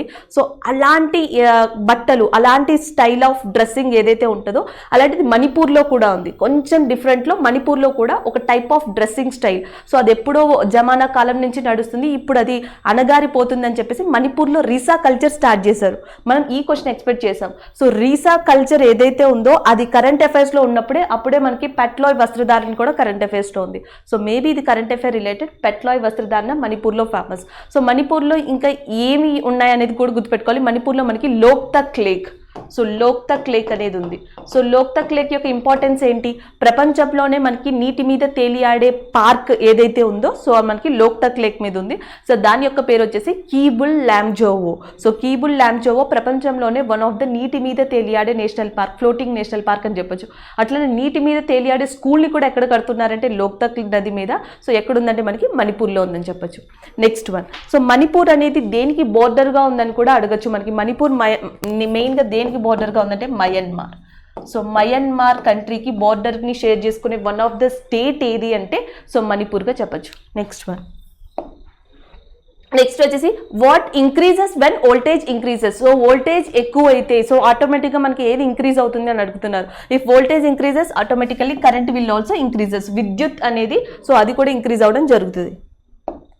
నెక్స్ట్ వచ్చేసి మనకి what is the atomic mass of N atom. So జనరల్గా మనకి ఎలిమెంట్ అంటున్నాం, మూలకం. సో జనరల్గా ఒక బాడీ ఉంది అనుకోండి, ఆ body is a building of elements. మన బాడీలో మనకి నెంబర్ ఆఫ్ ఎలిమెంట్స్ ఉంటాయి. సో జనరల్గా మనకి బోన్స్ ఏవైతే ఉంటాయో, సో బోన్స్లో మనకి కాల్షియం ఉంటుంది, అండ్ హెయిర్లో వచ్చేసి మనకి సల్ఫర్, ఇంకా డిఫరెంట్ ఎలిమెంట్స్ ఉంటాయి. సో మనకి ఒక్కొక్క ఎలిమెంట్ బాడీలో నెంబర్ ఆఫ్ ఎలిమెంట్స్ ఉంటాయి. సో ప్రతి మూలకం కూడా కొన్ని పరమాణు సమూహాలతో క్రియేట్ అవుతుంది. సో నెంబర్ ఆఫ్ ఆటమ్స్ కలిసి ఒక ఎలిమెంట్ ని క్రియేట్ చేస్తాయి. Number of atoms will create what? Elements. So ఒక ఆటమ్, ఒక పరమాణు ఏదైతే ఉందో, సో ఆ పరమాణులో ఏముంటాయి? ప్రోటాన్ ఉంటుంది, న్యూట్రాన్ ఉంటుంది, ఎలక్ట్రాన్స్ ఉంటాయి. సో ఒక పరమాణులో ఉండే ఏవైతే ప్రోటాన్లు, న్యూట్రాన్లు ఉంటాయో, సో వాటన్నిటినీ కలిపి అటామిక్ మాస్ గా చెప్పొచ్చు. సో మనకి పరమాణు భారం, అటామిక్ మాస్, పరమాణు ద్రవ్యరాశి ఏదైతే ఉందో, సో దానిని 2-3 రకాలుగా చెప్పొచ్చు. 2 or 3 types of definitions are there. Simple గా గుర్తుపెట్టుకోవాలంటే ఒక ఆటమ్. సో జనరల్ గా ఒక మనిషి యొక్క మాస్ అంటే ఏం చెప్తాం? కంప్లీట్, ఆ మనిషి యొక్క కంప్లీట్ ఏదైతే ఎలిమెంట్స్ ఉంటాయో వాటిని అన్నిటినీ కలిపి మాస్ ఎంత ఉన్నది అనేది క్యాలిక్యులేట్ చేస్తాం. సో అట్లానే ఆటమ్ యొక్క మాస్ అడుగుతున్నారు. ఆటమ్ అంటే పరమాణువు. సో పరమాణువులో ఏముంటాయి? ఎలక్ట్రాన్స్ ఉంటాయి, ప్రోటాన్స్ ఉంటాయి, న్యూట్రాన్స్ ఉంటాయి. సో మనకి ఈ ప్రోటాన్లు, న్యూట్రాన్లు పరమాణువులో ఎన్ని ఉన్నాయో, సో టోటల్ గా వాటన్నిటినీ కలిపి పరమాణు ద్రవ్యరాశిగా చెప్తాం మనం. అట్లానే మనకి అటామిక్ నెంబర్ అంటాం, పరమాణు సంఖ్య. సో పరమాణు సంఖ్యని దేన్ని పిలుస్తామంటే మనకి number of protons. So number of protons ఏవైతే ఉంటాయో, సో దాన్ని బట్టి మనం పరమాణు సంఖ్యని కూడా చెప్తాం. So the next one, which vitamin deficiency causes పెలాగ్రా? So పెలాగ్రా అనే వ్యాధి, ఇది బేసికల్లీ చర్మ వ్యాధికి సంబంధించింది. సో పెలాగ్రా అనే వ్యాధి సో ఏ విటమిన్ లోపం వల్ల వస్తుంది అని అడుగుతున్నారు. Vitamin B3. So vitamin B3 లోపం వల్ల మనకి పెలాగ్రా అనే చర్మ వ్యాధి వస్తుంది. విటమిన్ B12 ఏమని పిలుస్తారు? సైనాకోబాలమిన్. సో దాని వల్ల ఏమొస్తుంది? రక్తహీనత, తీవ్ర రక్తహీనత. So anaemia. సాధారణంగా మనకి మేల్స్ అండ్ ఫీమేల్స్ తో కంపేర్ చేసుకుంటే ఫీమేల్స్ లో ఎక్కువగా రక్తహీనత వస్తుంది, ఎందుకంటే ఇది విటమిన్ B12 లోపం వల్ల అని చెప్పొచ్చు. సో అట్లనే మనకి విటమిన్ B1 ఏమని పిలుస్తాము అంటే థయామిన్ అని పిలుస్తాం. సో దాని లోపం వల్ల ఏమొస్తుంది అంటే బెరీ అనే వ్యాధి వస్తుంది అని చెప్పొచ్చు. So the next one, next bone to bone is connected by which tissue? So మనకి బోన్ టు బోన్, ఎముకని ఇంకొక ఎముకతో కలిపేది ఏది అని అడుగుతున్నారు. So ligament. సో లిగ్మెంట్ అనేది మనకి సో బోన్ టు బోన్ దానిని ఎముక నుండి ఇంకొక ఎముకని కనెక్ట్ చేస్తుందని చెప్పొచ్చు. సో జనరల్గా మనకి బోన్స్ నుంచి ఎట్లా అడుగుతారంటే మనకి చాలా స్ట్రాంగ్ బోన్ ఏది, లేదా లార్జెస్ట్ బోన్ ఏది హ్యూమన్ బాడీలో అని అడుగుతారు. అతి పెద్ద ఎముక ఏది అని అడుగుతారు. ఫీమర్. సో ఫీమర్ ఏదైతే ఉందో సో దానిని అతి పెద్ద ఎముకగా చెప్పొచ్చు. సో నెక్స్ట్ అతి చిన్న ఎముక ఫీమర్ అనేది మనకి ఎక్కడ ఉంటుంది అంటే తొడ భాగంలో, హ్యూమన్ యొక్క తొడ భాగంలో టైలో ఉండేది మనకి ఫీమర్ అని చెప్పొచ్చు, లార్జెస్ట్ బోన్. అట్లనే మనకి స్మాలెస్ట్ బోన్ అనేది చెవిలో ఉంటుంది. సో మధ్య భాగం, ఇయర్ యొక్క మధ్య భాగం ఏదైతే ఉంటుందో సో దాంట్లో మనకి స్మాలెస్ట్ బోన్ ఉంటుందని చెప్పొచ్చు. సో దాన్ని స్టేపిడ్స్ అని పిలవచ్చు, స్టాపిడ్స్. సో నెక్స్ట్ ఇంకొకటి, మనకి జనరల్గా ఒక లెగ్ అనేది షేక్ అవ్వాలి అంటే మనకి ముఖ్యంగా 3 ఎముకలు, సో 3 బోన్స్ అనేవి కంప్లీట్గా వర్క్ అయితేనే మనకి ఒక లెగ్, ఒక కాలు అనేది షేక్ అవ్వడం స్టార్ట్ అవుతుంది. సో ఒకటి వచ్చేసి మనకి ఫీమర్ అంటున్నాం, ఇంకొకటి వచ్చేసి టిబీస్ లేదా టిబియస్, ఇంకొకటి వచ్చేసి ఫీబల్, ఒకటి వచ్చేసి మనకి ఫీమర్ అండ్ టిబియస్, ఫీబల్, FTF అని గుర్తుపెట్టుకోవచ్చు. ఈ 3 బోన్స్ ఈ లెగ్కి సహకరించడం వల్ల లెగ్ అనేది షేక్ అవ్వడం స్టార్ట్ అవుతుంది. సో అట్లానే మనకి పాదం అంటున్నాం, ఫూట్. సో జనరల్గా ఫూట్ ఏదైతే ఉంటుందో ఈ ఫూట్కి వెనకాల అంటే ఏదైతే పాదం ఉంటుందో దానికి వెనకాల గట్టి భాగం ఉంటుంది. సో ఆ గట్టి భాగంలో ఉండే మెయిన్ ఎముక ఏది అంటే టార్సల్ అని చెప్తాం, టార్సల్. సో టార్సల్స్ అనే బోన్స్ ఎక్కడ ఉంటాయి అంటే సో మనకి పాదం, ఫూట్ ఏదైతే ఉంటుందో దానికి బ్యాక్ సైడ్ ఉండే చోట మనకి గట్టిగా ఉండే చోట ఉండే ఎముక ఏది అంటే సో టార్సల్గా చెప్తాం. నెక్స్ట్ వన్, సో నెక్స్ట్ వచ్చేసి where was the first environment summit held? So జనరల్గా ఇప్పుడు మనకి ఎన్విరాన్మెంట్కి సంబంధించి చాలా సమిట్స్ జరిగాయి. సో ఫస్ట్ సమిట్ అనేది మనకి యుఎన్తో స్టార్ట్ అయింది. యుఎన్ తన ఫస్ట్ సమిట్ ఎన్విరాన్మెంట్ గురించి ఎక్కడ ప్రతిపాదించింది, సో ఎక్కడ దీన్ని స్టార్ట్ చేసింది అంటే మనకి సో 1972లో స్వీడన్లోని స్టాక్ హోల్మ్ ఏదైతే ఉందో సో అక్కడ ఫస్ట్ టైం ఎన్విరాన్మెంట్ గురించి ప్రతిపాదించబడింది. సో అక్కడ ఏమని డిసైడ్ అయ్యారు అంటే మనకి inter panel climate change, IPCC ఏదైతే ఉంటుందో దాన్ని తీసుకురావాలి అని చెప్పేసి, next United Nations environment programme, so దీన్ని ఈ రెండింటిని కూడా స్థాపించాలి, ఎన్విరాన్మెంట్ ని ప్రొటెక్ట్ చేయాలని చెప్పి అసలు ఫస్ట్ ఎన్విరాన్మెంట్ గురించి స్టార్ట్ అయింది ఎక్కడంటే 1972 స్టాక్ హోలంలో. లేదు పర్టికులర్గా మరి అక్కడ ఆప్షన్స్ ని బట్టి ఆన్సర్ చెప్పాలి అంటే అసలు ముఖ్యంగా మనకి లాట్ ఆఫ్ సమిట్స్ ఉన్నాయి. 1971 సో 1971 ఆ ప్రాంతంలో మనకి మొట్టమొదటిగా రామ్సర్ కన్వెన్షన్ ఏదైతే ఉంటుందో, సో రామ్సర్ కన్వెన్షన్ సమావేశం జరిగింది 1971-72 ఆ మధ్య ప్రాంతంలో. తర్వాత మనకి ఏవైతే ఇంకా డిఫరెంట్ సమావేశాలు ఉన్నాయో, మనకి మాంట్రియల్ ప్రోటోకాల్ కావచ్చు, జెనీవా ప్రోటోకాల్ కావచ్చు, సో క్యోటో ప్రోటోకాల్, ఇవన్నీ కూడా జరిగాయి. సో ముఖ్యంగా మనకి 1970-1990 ఈ మధ్యలో మాంట్రియల్ ప్రోటోకాల్ జరిగింది, వియన్నా కన్వెన్షన్ ఓజోన్ లేయర్ కోసం అయితే వియన్నా కన్వెన్షన్ జరిగింది, అండ్ యునైటెడ్ ఎన్విరాన్మెంట్ ప్రోగ్రామ్ అనే దాన్ని స్థాపించాలి అని చెప్పేసి స్టాక్హోల్మ్ సమావేశం 1972 ఆ ప్రాంతంలో జరిగింది. సో ఆప్షన్స్ని బట్టి ఆన్సర్ ఇవ్వాలి అనుకుంటే సో డిపెండ్స్ ఆన్ మొట్టమొదటిగా వచ్చేది స్టాక్హోల్మ్. లేదు చాలా ఫేమస్ సమిట్ ఎన్విరాన్మెంట్ కి సంబంధించి ఏది అంటే మనకి రియోలో జరిగిన అర్త్ సమిట్ గా చెప్పొచ్చు 1992లో. సో 1992లో అర్త్ మీద అసలు ఎలా వాతావరణాన్ని కాపాడాలి, ఎలా ఎన్విరాన్మెంట్ ని ప్రొటెక్ట్ చేయాలి అని సో పర్టికులర్ గా మన decisions and rules and regulations పెట్టుకుంది ఎప్పుడంటే 1992 రియోలో జరిగిన అర్త్ సమిట్ లో. సో దీన్ని బట్టి ఏంటంటే ఆన్సర్ డిపెండ్స్ ఆన్ ఆప్షన్ అయి ఉంటుంది. సో మనకి స్టూడెంట్ కమెంట్ చేయలేదు కాబట్టి ఆప్షన్స్, సో ఇక్కడ మనం రిఫరెన్స్ గా స్టాక్హోల్మ్ తీసుకోవడం జరిగింది. సో నెక్స్ట్ చూద్దాం. నెక్స్ట్ వచ్చేసి మనకి which ministry is related to state board. So జనరల్గా స్టేట్ బోర్డర్స్ అని అడుగుతున్నారు. సో జనరల్గా మనకి రోడ్స్ ఏవైతే ఉంటాయో, సో రోడ్స్ నేషనల్ హైవేస్ కానీ, సో నార్మల్గా ఇంటర్ స్టేట్ కనెక్టెడ్ రోడ్స్ కానీ, సో వీటన్నిటికీ ఎవరి అథారిటీలో మెయిన్గా ఉంటుందంటే ministry of road transport and highways. So ministry of road transport and highways అథారిటీలోనే సో మనకి ఈ ఏమంటారు స్టేట్ రోడ్స్ కానీ, ఇంటర్ స్టేట్ రోడ్స్ కానీ, నేషనల్ హైవేస్ కానీ ఉంటాయి. కానీ కొన్ని కండిషన్స్లో, కొన్ని సిచ్యువేషన్స్లో ఈ ఇంటర్ స్టేట్ బోర్డర్స్ ఏవైతే ఉంటాయో, ఈ ఇంటర్ స్టేట్ బోర్డర్స్ అనేవి మనకి మినిస్ట్రీ ఆఫ్ హోమ్ అఫైర్స్ ఆధ్వర్యంలో కూడా ఉంటాయి. సో జనరల్గా పర్టికులర్ నార్మల్గా అడిగితే మనకి స్టేట్ బోర్డర్స్ అనేవి ఈ హైవే ఈ మినిస్ట్రీస్ ఆధ్వర్యంలోనే ఉంటాయి. కానీ కొన్ని కండిషన్స్లో, కొన్ని ఎక్స్ట్రీమ్ కండిషన్స్లో ఇవి మినిస్ట్రీ ఆఫ్ హోమ్ అఫైర్స్ ఆధ్వర్యంలో కూడా ఉంటాయి. So the next one, when was article 35A added to the constitution? So general గా మనకి ఫస్ట్ థింగ్ తెలియాల్సింది ఏంటంటే ఆర్టికల్ 35A 2018, 2019 2018, 2019లో most one of the controversial గా చెప్పొచ్చు, పాపులర్ కరెంట్ అఫైర్ గా మనం తీసుకోవచ్చు మన ఎగ్జామ్ కి 35A. సో ఎందుకంటే ఇది జమ్మూ కాశ్మీర్ కి సంబంధించిన ఇష్యూ. సో జమ్మూ కాశ్మీర్కి సంబంధించి ఆ జమ్మూ కాశ్మీర్ స్టేట్, ఆ స్టేట్కి ఈ 35A అనేది అల్టిమేటం పవర్ని ఇస్తుంది. అంటే ఆ స్టేట్లో ఎవరు సిటిజన్స్ అవుతారు, సో ఎవరు ల్యాండ్ని కొనొచ్చు, ఎవరికి ప్రివిలేజెస్ ఉంటాయి, ఎవరికి జాబ్స్ వస్తాయి, అంటే one state legislature can decide what ever the privileges can get by the particular person in a Jammu and Kashmir state. So Jammu Kashmir స్టేట్లో ఒక వ్యక్తికి సంబంధించి సో ఆయనకి ఎలాంటివి బెనిఫిట్స్ ఉంటాయి, ఆయన సిటిజన్ అవుతారా లేదా అని అల్టిమేటంగా రికగ్నైజ్ చేసే చట్టం లేదా రికగ్నైజ్ చేసే హక్కుని ఆ స్టేట్ లెజిస్లేచర్ కి ఏ రూపంలో మనం ఇచ్చాము అంటే 35A కింద ఇచ్చాము. సో ఎప్పుడు ఇచ్చాము అంటే 1954లో ప్రెసిడెన్షియల్ ఆర్డర్ కింద, సో రాష్ట్రపతి ఆర్డర్ కింద 1954లో ఇది రాజ్యాంగంలో చేర్చబడింది. సో అప్పుడు 1954లో మనకి ప్రెసిడెంట్ ఎవరు అంటే బాబు రాజేంద్ర ప్రసాద్. సో బాబు రాజేంద్ర ప్రసాద్ మనకు అప్పుడు ప్రెసిడెంట్ ఆఫ్ ఇండియాగా ఉన్నారు. సో ఆ టైంలో జరిగింది. తర్వాత 2019 ఆగస్ట్ 5 రామ్నాథ్ కోవింద్ ఎవరైతే ఉన్నారో మనకి ప్రెసిడెంట్ ఆఫ్ ఇండియా, ఆయన ప్రెసిడెన్షియల్ ఆర్డర్ని పాస్ చేశారు. ఏమని అంటే సో భారతదేశంలో మనకి 35A ఏదైతే ఉందో సో అది ఇక మీదట జమ్మూ కాశ్మీర్లో వర్తించదు. సో మిగిలిన స్టేట్స్లో ఇండియన్ సిటిజన్స్కి ఏవైతే వర్తిస్తున్నాయో సో సేమ్ లాస్ మనకి జమ్మూ కాశ్మీర్లో పీపుల్ కూడా వర్తిస్తాయి. ఈ 35A కింద రాజ్యాంగం ఏదైతే ultimate power state of Jammu and Kashmir ప్రభుత్వానికి ఇచ్చిందో అది ఇక మీదట పని చెయ్యదు అని చెప్పేసి మనకి ప్రెసిడెన్షియల్ ఆర్డర్ ఎప్పుడు వచ్చిందంటే 2019 ఆగస్ట్ 5 రావడం జరిగింది. ఇది మెయిన్ థింగ్. సో ఇక్కడ 3 క్వశ్చన్స్ గుర్తుపెట్టుకోవాలి. 35A అనేది ఏ రాష్ట్రానికి సంబంధించింది?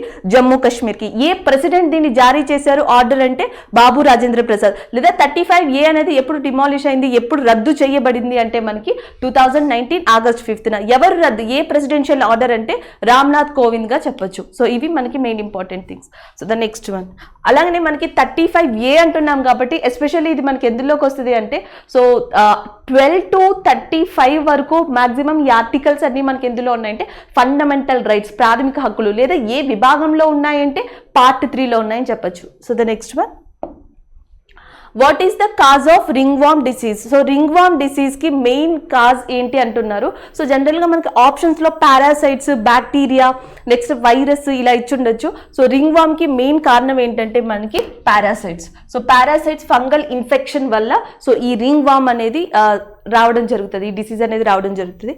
So the next one, so ఇక్కడ మనకి క్వశ్చన్ వచ్చి the Mechi river is a tributary of which river? So Mechi river అనేది దేనికి ట్రిబ్యూటరీ అని అడుగుతున్నారు. సో ఆన్సర్ వచ్చేసి మనకి మహానంద. సో జనరల్గా మనం ఆల్రెడీ డిస్కస్ చేసాం, గోదావరి డిస్కస్ చేసినప్పుడు గోదావరి ట్రిబ్యూటరీస్ అడిగే ఛాన్సెస్ ఉన్నాయి, క్వశ్చన్స్ అడిగే ఛాన్సెస్ ఉన్నాయని. సో ఇక్కడికి వచ్చేటప్పటికి ఆల్రెడీ ఉపనది మీద అడిగారు, బట్ ఇది మేచి ఉపనది. సో మహానంద రివర్ ఏదైతే ఉందో, సో మనకి మహానంద రివర్ అనేది ముఖ్యంగా ఏ స్టేట్స్లో ఉంటుంది అంటే, ఒకటి వచ్చేసి మనకి బీహార్, తర్వాత వెస్ట్ బెంగాల్, తర్వాత అల్టిమేట్గా ఏ కంట్రీలోకి వెళ్తుంది అంటే బంగ్లాదేశ్లోకి వెళ్తుంది. సో మెయిన్గా ఎక్కడ ఉంటుంది అంటే west Bengal and as well as Bihar. So ఇక్కడ మనం ఇంకొకటి ఇంపార్టెంట్గా అబ్జర్వ్ చేయాల్సింది ఏది అంటే, సో ఈ మహానంద అనేది దేనికి ఉపనదిగా ఉంది అంటే గంగకి. So Mahananda is a tributary of which river అంటే మనకి గంగగా చెప్పచ్చు. సో గంగా ట్రిబ్యూటరీ ఏమో మహానంద. సో మహానందాకి ఉపనదిగా ఉన్నది ఏది అంటే మనకి మెయిన్గా సో ఈ మేచి రివర్ అని చెప్పొచ్చు. సో మేచి రివర్ కూడా ఎక్కడుందంటే ఇది యాక్చువల్గా ఇది వేరే కంట్రీ అంటే నేపాల్లో ఆరిజినేట్ అయింది. So Mechi river is originated in Nepal, but ఇండియాలో ఉన్న బీహార్ స్టేట్. సో బీహార్ స్టేట్లోకి వచ్చి ఏ రివర్తో కలుస్తుంది అంటే మహానందతో కలుస్తుంది. సో నేపాల్లో కూడా ఈ మేచి రివర్ ఎక్కడ పుట్టింది అంటే మనకి సో మహాభారత్ రేంజ్లో పుట్టింది. మహాభారత్ రేంజ్ అని వేటిని పిలుస్తారంటే హిమాలయాస్ని. నేపాల్లో ఉన్న హిమాలయాస్ని మహాభారత్ రేంజ్ అని పిలుస్తారు. సో ఆ మహాభారత్ రేంజ్లో పుట్టింది మేచి. సో అక్కడి నుంచి బీహార్కి డైరెక్ట్గా రావడం జరుగుతుంది. సో అక్కడి నుంచి మహానందతో కలుస్తుంది. ఇంకా ఎలాంటి క్వశ్చన్స్ అడగచ్చు అంటే మనకి నేపాల్లోనే ఇంకొక ఇంపార్టెంట్ రివర్ ఉంది కోసి. సో కోసి అనేది ఆరిజినేట్ అయింది నేపాల్లో, కానీ ఇండియాలోకి ఏ స్టేట్లోకి మెయిన్గా వస్తుంది అంటే మనకి నేపాల్లో కోసి ఆరిజినేట్ అయ్యి బీహార్లోకి వచ్చి ఏ రివర్తో కలుస్తుంది అంటే గంగతో. So Kosi is a tributary of which river అంటే గంగా అని చెప్తాం. లేదా కోసి ఎక్కడ ఆరిజినేట్ అయిందంటే నేపాల్లో అని చెప్తాం. గంగతో ఎక్కడ కలుస్తుంది అంటే బీహార్లో అని చెప్తాం. So Kosi is also called as, కోసిని ఇంకేమని పిలుస్తారు అంటే బీహార్ దుఃఖదాయిని, సారో ఆఫ్ బీహార్ అని కూడా పిలుస్తారు. సో ఇక్కడ క్వశ్చన్ వచ్చేసి మనకి what are the nano sheets synthesized at IIT Gandhinagar made up of అని అడుగుతున్నారు. సో ఐఐటి గాంధీనగర్ ఎవరైతే ఉన్నారో సో వాళ్ళు నానో షీట్స్ ని మ్యానుఫ్యాక్చర్ చేశారు. సో ఆ నానో షీట్స్ ఏ మటీరియల్ తో సింథసైజ్ చేశారు అని అడుగుతున్నారు. సో ఆన్సర్ వచ్చేసి మనకి magnesium diboride. So magnesium డైబోరైడ్ MgB2.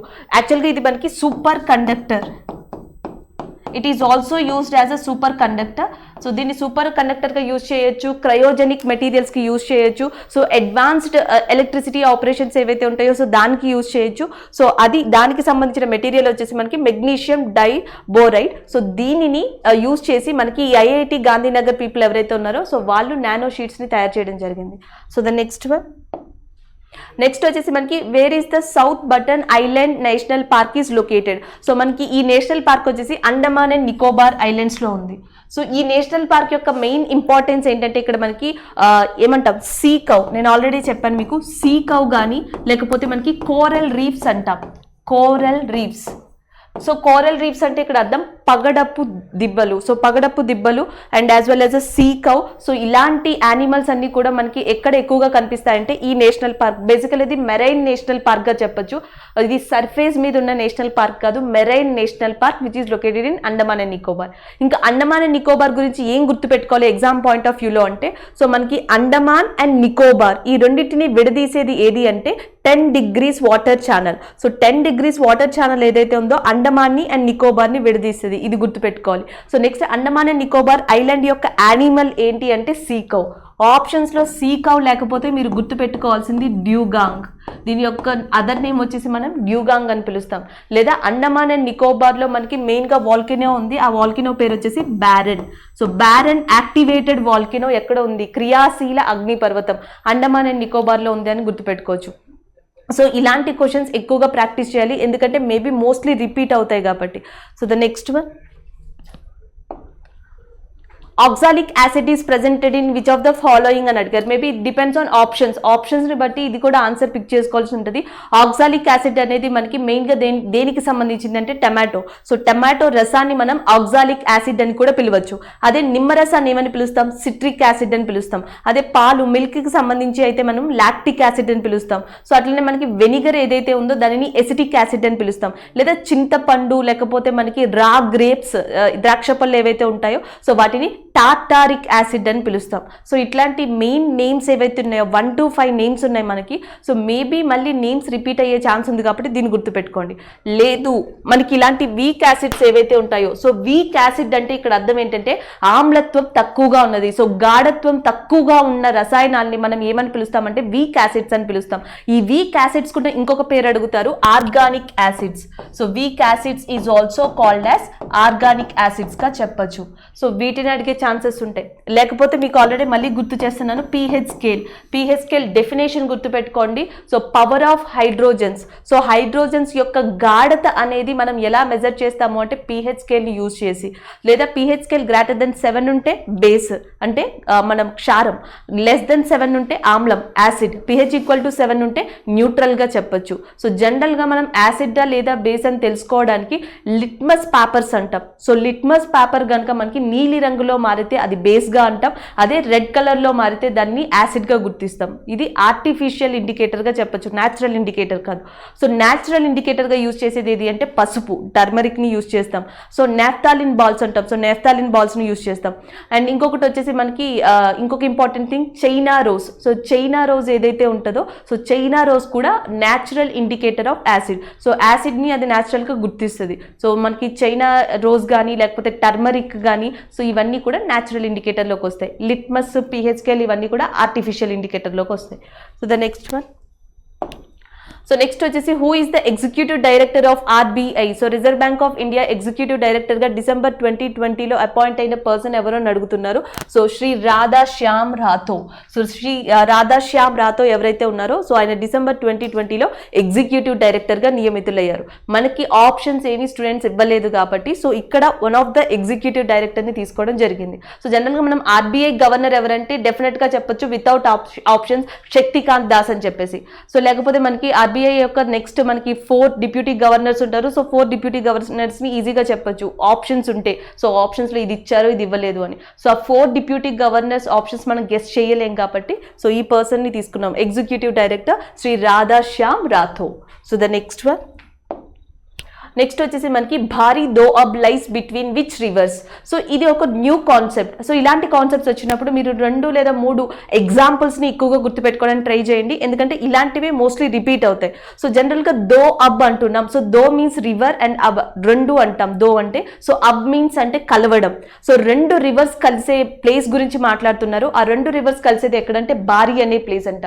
బారీ దో అబ్ అని అడుగుతున్నారు. సో మనకి పంజాబ్లో రావి and as well as a Beas. So Punjab place లో బారీ అనే ఏరియాలో రావి బియాస్ ఈ 2 రివర్స్ కలిసే చోటుని బారీ దో అబ్ అని పిలుస్తున్నాం. సో అట్లానే ఇండియాలో ఇంకొక ప్లేస్ కూడా చాలా ఫేమస్, అది అలహాబాద్ లో ఉంది. సో ఫేమస్ ప్లేస్ ఎక్కడ ఉందంటే మనకి అలహాబాద్. సో అలహాబాద్ లో మనకి దో అబ్ రీజియన్ అని చెప్పి దేన్ని పిలుస్తారు అంటే గంగా యమున రీజియన్. సో గంగా యమున ఈ 2 రివర్స్ కూడా మనకి అలహాబాద్ లో కలుస్తాయి. సో దాన్ని గంగా యమున దో అబ్ రీజియన్ అని చెప్పి పిలుస్తాం. ఆప్షన్స్ లో కనుక మీకు అలహాబాద్ లేకపోతే అలహాబాద్ ప్లేస్ లో మనకి మెయిన్ గా ఉండేది ఏది అంటే ప్రయాగ్రాజ్ ఉంటుంది. సో దీన్ని గుర్తుపెట్టుకోండి. లేదు ఇలా బారీ దోఅబ్, గంగా యమున దోఅబ్ ఇలాంటివి ఇవ్వకూడదు, కొంచెం డిఫరెంట్గా అడగాలి అనుకుంటే సో మనకి క్వశ్చన్స్ ఎట్లా వస్తాయంటే మనకి దేవప్రయాగ్. సో దేవప్రయాగ్ అనే చోటు మనకి ఎక్కడ ఉంది అంటే ఉత్తరాఖండ్. దీన్ని గుర్తుపెట్టుకోండి. సో మీకు ప్రయాగ్ అని వచ్చినా దోఅబ్ అని వచ్చినా అది రిలేటెడ్ టు దేనికి అంటే నదులకి. సో నదులు ఏంటి అంటే ఆ ప్రాసెస్ ఏంటి అంటే 2 లేదా అంతకన్నా ఎక్కువ నదులు కలిసే చోటుని ప్రయాగ్ అంటాం. సో దోఅబ్ అంటే మాక్సిమం ఎన్ని నదులు కలుస్తాయంటే 2 నదులు కలుస్తాయి. ఇది ఇక్కడ కాన్సెప్ట్. సో ఇక్కడ మనకి దేవప్రయాగ్ అనే ప్లేస్ ఉత్తరాఖండ్ లో ఉంది. అక్కడ 2 రివర్స్ కలుస్తాయి, ఒకటి భాగీరథి, 2 అలకనంద. సో భాగీరథి అలకనంద 2 కలిసే చోటుని మనం ఇండియాలో ఏమని పిలుస్తున్నామంటే దేవప్రయాగ్ ఉత్తరాఖండ్ లో ఉంది. భాగీరథి అంటే ఇక్కడ మనం గంగగా చెప్పొచ్చు, గంగోత్రిలో ఆరిజినేట్ అయింది. సో అలకనంద అనేది మనకి బద్రీనాథ్ గ్లేషియర్ ఏదైతే ఉందో మంచుకొండ, సో అక్కడ ఆరిజినేట్ అయిందని చెప్పొచ్చు. ఈ దేవప్రయాగ్తో పాటు మీరు ఒక్కసారి ఈ ఆప్షన్స్ ని కూడా మీరు రివైజ్ చేయండి. రుద్రప్రయాగ్, కర్ణప్రయాగ్, విష్ణుప్రయాగ్. ఆప్షన్స్ ఇచ్చినప్పుడు కొంచెం కన్ఫ్యూజ్ అయ్యే ఛాన్సెస్ ఇక్కడ ఉంటాయి. సో దేవప్రయాగ్తో పాటు ఒక్కసారి మీరు రివైజ్ చేయండి. Rudraprayag, Karnaprayag, Vishnuprayag. So the next వచ్చేసి మనకి అహ్మద్ అదీబ్ అబ్దుల్ గాఫూర్ ఏ దేశానికి చెందిన మాజీ ఉపాధ్యక్షుడు, అంటే వైస్ ప్రెసిడెంట్ అని అడుగుతున్నారు. సో మాల్దీవ్స్కి చెందిన మాజీ అధ్యక్షుడు వచ్చేసి మనకి అహ్మద్ అదీబ్ అబ్దుల్ గాఫూర్. సో నెక్స్ట్ ఇంకొక ఇంపార్టెంట్ థింగ్ ఏంటంటే మేబీ ఇది కరెంట్ అఫైర్ రిలేటెడ్ అడుగుండొచ్చు. సో నెక్స్ట్ ఇంకెలాంటి క్వశ్చన్స్ అడిగే ఛాన్సెస్ ఉన్నాయి అంటే మనకి లక్షద్వీప్ ఏదైతే ఉందో, సో లక్షద్వీప్కి సౌత్ సైడ్ ఉన్న కంట్రీ, అంటే ఇది నార్త్ ఇది సౌత్ తీసుకుంటే లక్షద్వీప్కి దక్షిణానున్న కంట్రీ, సౌత్ సైడ్ ఉన్న కంట్రీ ఏది అంటే మాల్దీవ్స్. అండమాన్ అండ్ నికోబార్ని విడదీసే ఛానల్ ఏదిగా గుర్తుపెట్టుకున్నామంటే 10 degrees ఛానల్గా గుర్తుపెట్టుకున్నాం. అట్లానే లక్షద్వీప్ని మాల్దీవ్స్ని విడదీసేది ఏది అంటే మనకి Lakshadweep and Maldives are divided by which channel అంటే 8 degrees. ఒక్కొక్కసారి ఆ క్వశ్చన్ చాలా ఈజీగా ఉంటుంది, ఆన్సర్ మనం ఇంటెన్షనల్గా కాకుండా రాంగ్ కూడా పెడతాం. For example Andaman and Nicobar are divided by which channel, answer మీకు ఆల్రెడీ తెలుసు, బట్ ఆప్షన్స్లో ఇలా ఉండొచ్చు. 10 degrees north, 10 degrees south, 8 degrees north, 8 degrees south. So జనరల్గా భారతదేశానికి సంబంధించి ఏ లాటిట్యూడ్ అయినా, ఏ రేఖాంశమైనా, ఏ అక్షాంశమైనా, సో ఇది మెయిన్గా దేంట్లోకి వస్తుంది అంటే లాటిట్యూడ్ అనేది నార్త్ సైడ్కి వస్తుంది. 8 degrees నార్త్ అవుతుంది లక్షద్వీప్కి, మాల్దీవ్స్కి. అండమాన్ అండ్ నికోబార్కి 10 degrees నార్త్ అవుతుంది. ఆప్షన్స్లో మాత్రం డైరెక్షన్స్ ఇస్తే నార్త్ వైపే మనం ఆన్సర్ పెట్టాల్సి ఉంటుంది. సో ద నెక్స్ట్ వచ్చేసి మనకి Gaur is the folk dance of which state. So Gaur అనేది ఏ రాష్ట్రానికి చెందిన జానపద నృత్యం అని అడుగుతున్నారు. మధ్యప్రదేశ్. సో మధ్యప్రదేశ్కి చెందిందే గౌర్. సో ఆల్రెడీ మనకి కొన్ని ఫోక్ డాన్సెస్ అడిగారు. ఏమడిగారు? ఒకటి వచ్చేసి లావానీ అడిగారు. సో లావానీ ఫోక్ డాన్స్ ఏ రాష్ట్రానికి చెందింది అంటే మహారాష్ట్ర. సో నెక్స్ట్ ఇంకొకటి వచ్చేసి మనకి కోలాటం ఒకటి అడిగారు, అది వచ్చేసి మనకి ఆంధ్రప్రదేశ్కి చెందింది. Yakshagana. So Yakshagana folk dance దేనికి చెందింది అంటే మనకి కర్ణాటక రాష్ట్రానికి చెందింది. సో ఇలాంటి క్వశ్చన్స్ ఆల్రెడీ అడిగారు. సో నెక్స్ట్ మనకి ఇప్పుడు ఇక్కడ గౌర్ అనేది ఏ రాష్ట్ర జానపద నృత్యం? మధ్యప్రదేశ్. ఇక మధ్యప్రదేశ్ గురించి ఎట్లాంటివి గుర్తుపెట్టుకోవాలి? మధ్యప్రదేశ్ అనేటప్పటికి మీకు 2 రివర్స్ గుర్తుండాలి. ఒకటి Narmada, 2 Tapti. So Narmada, Tapti 2 reverse originate అయినవి మధ్యప్రదేశ్లోనే. వీటిని ఏమని పిలుస్తారు అంటే ట్విన్ రివర్స్ అని పిలుస్తారు. Life line of Madhya Pradesh, Madhya Pradesh జీవనాడి అని దేన్ని పిలుస్తారు? నర్మదా రివర్ని పిలుస్తారు. మధ్యప్రదేశ్ అనగానే మీకు గుర్తుకు రావాల్సిన కొండలు, పర్వతాలు ఏంటంటే 2. ఒకటి వింధ్య, 2 సత్పురా. వింధ్యా పర్వతాలు ఎక్కడున్నాయి అన్న, సాత్పురా పర్వతాలు ఎక్కడ ఉన్నాయన్నా, వింధ్యా సాత్పురా పర్వతాలు 2 కూడా మనకి ఏ స్టేట్లో ఉన్నాయంటే మధ్యప్రదేశ్లో ఉన్నాయి. సో అట్లానే మనకి యునెస్కో రికగ్నైజ్ చేసిన కట్టడాలు లేదా యునెస్కో రికగ్నైజ్ చేసిన ప్రదేశాలు, ప్రపంచ వారసత్వ ప్రదేశాలు మధ్యప్రదేశ్లో ఏమున్నాయని అడిగితే ఒకటి ఖజురహో టెంపుల్స్. సో మనకి గ్రూప్ ఆఫ్ ఖజురహో టెంపుల్స్ ఏవైతే ఉన్నాయో వీటిని రికగ్నైజ్ చేశారు. Bhimbetka caves. So Bhimbetka caves ఏవైతే ఉన్నాయో బింబెట్కా కేవ్స్ని రికగ్నైజ్ చేశారు. బుద్ధిస్ట్ మాన్యుమెంట్స్, బుద్ధిస్ట్ ప్రదేశాలు మధ్యప్రదేశ్లో ఏవైతే ఉన్నాయో గ్రూప్ ఆఫ్ బుద్ధిస్ట్ మాన్యుమెంట్స్ని రికగ్నైజ్ చేశారు. యునెస్కో 3 ప్రదేశాలని మధ్యప్రదేశ్లో రికగ్నైజ్ చేసిందని చెప్పొచ్చు. సో ఇవి ఎగ్జామ్ పాయింట్ ఆఫ్ వ్యూలో మధ్యప్రదేశ్ అనగానే మీకు గుర్తుకు రావాల్సినవి. లేదు ఇంకొక జీకే క్వశ్చన్ ఉంది మనకి. సో మధ్యప్రదేశ్లో మెయిన్గా మనకి ఇక్కడ వింధ్యాస్ ఉంటాయి. సో నెక్స్ట్ మనకి సాత్పురాస్ ఉంటాయి. సో దీనిని నెక్స్ట్ నుంచి మనకి ఏం మొదలవుతుంది అంటే సౌత్ ఇండియా. అంటే నార్త్ ఇండియాని, సౌత్ ఇండియాని, ఉత్తర భారతదేశాన్ని, దక్షిణ భారతదేశాన్ని విడదీసే సత్పురా పర్వతాలు ఎక్కడ ఉన్నాయంటే మధ్యప్రదేశ్. లేదా ఉత్తర భారతదేశాన్ని, దక్షిణ భారతదేశాన్ని విడదీసే మెయిన్ ల్యాండ్ ఫామ్ ఏది అంటే ఇండియాలో సాత్పురా మౌంటైన్స్ గా మనం చెప్పొచ్చు. ఇది కొంచెం కాన్సెప్ట్ క్వశ్చన్ అవుతుంది, గుర్తుపెట్టుకోండి, Satpura mountains. So the next one, in a periodic table which property does not change while moving from bottom to top in a group. So జనరల్గా మనకి ఏదైతే ఆవర్తన పట్టిక, సో మోడర్న్ పీరియాడిక్ టేబుల్ ఉందో, సో దాంట్లో మనకి పీరియడ్స్ అండ్ గ్రూప్స్ ఉంటాయి. So periods అంటే మనం దీన్ని ఏవైతే మనకి రోస్ ఉంటాయో సో ఆ రోస్ని పీరియడ్స్ అంటున్నాం. సో నెక్స్ట్ వచ్చేసి కాలమ్స్ ఏవైతే ఉంటాయో వాటిని గ్రూప్స్ అంటున్నాం. సో టోటల్గా ఎన్ని పీరియడ్స్ ఉంటాయంటే 7. సో ఎన్ని గ్రూప్స్ ఉంటాయంటే 18. క్వశ్చన్ వచ్చేసి ఏంటి, మనకి గ్రూప్స్ ఏవైతే ఉన్నాయో ఈ 18 గ్రూప్స్లో కూడా సో మనం top to bottom to top, so కింద నుంచి పైకి వెళ్ళే కొలది కూడా ఏ ప్రాపర్టీ మారదో అని అడుగుతున్నారు. సో మనకి ఆవర్తన పట్టికలో ఎలక్ట్రాన్ విన్యాసం ఉంటుంది. So as well as a valency ఉంటుంది. So valency is a property. Electronegativity ఒక ప్రాపర్టీ ఉంటుంది. నెక్స్ట్ మెటాలిక్ నేచర్ ఉంటుంది, నాన్ మెటాలిక్ నేచర్ ఉంటుంది, ఒక్కొక్క ప్రాపర్టీ ఉంటుంది. సో జనరల్గా మనం ఎలా నేర్చుకుంటాం, మనం పీరియాడిక్ టేబుల్లో సో ఫస్ట్ గ్రూప్ నుంచి నుంచి నెక్స్ట్ 18th గ్రూప్కి వెళ్ళే కొలది సో మనకి ఈ మెటాలిక్ నేచర్ అనేది పెరుగుతుందా తగ్గుతుందా, సో ఇంక్రీజెసా డిక్రీజెసా, నాన్ మెటాలిక్ నేచర్ అనేది ఇంక్రీజెసా డిక్రీజెసా, సో ఇట్లాంటి ప్రాపర్టీస్ నేర్చుకుంటాం. దానికి సంబంధించిన క్వశ్చనే ఇది. కాకపోతే ఇట్లా పీరియడ్ గ్రూపు అని అడగకుండా బాటమ్ టు టాప్ వెళ్తే ఏది చేంజ్ కాదు అని అడిగారు, వ్యాలెన్సీ. సో మనకి వ్యాలెన్సీ ఏదైతే ఉందో ఆ ప్రాపర్టీ అనేది సో బాటమ్ టు టాప్ మనం పీరియాడిక్ టేబుల్లో వెళ్ళే కొలది అది అనేది కంప్లీట్గా చేంజ్ కాదు. సో ఆన్సర్ వచ్చేసి వ్యాలెన్సీ అవుతుంది. So the next one direct action day related question. So జనరల్గా మనకి డైరెక్ట్ యాక్షన్ డే అనేది ఎప్పుడు స్టార్ట్ చేశారంటే 16th August 1946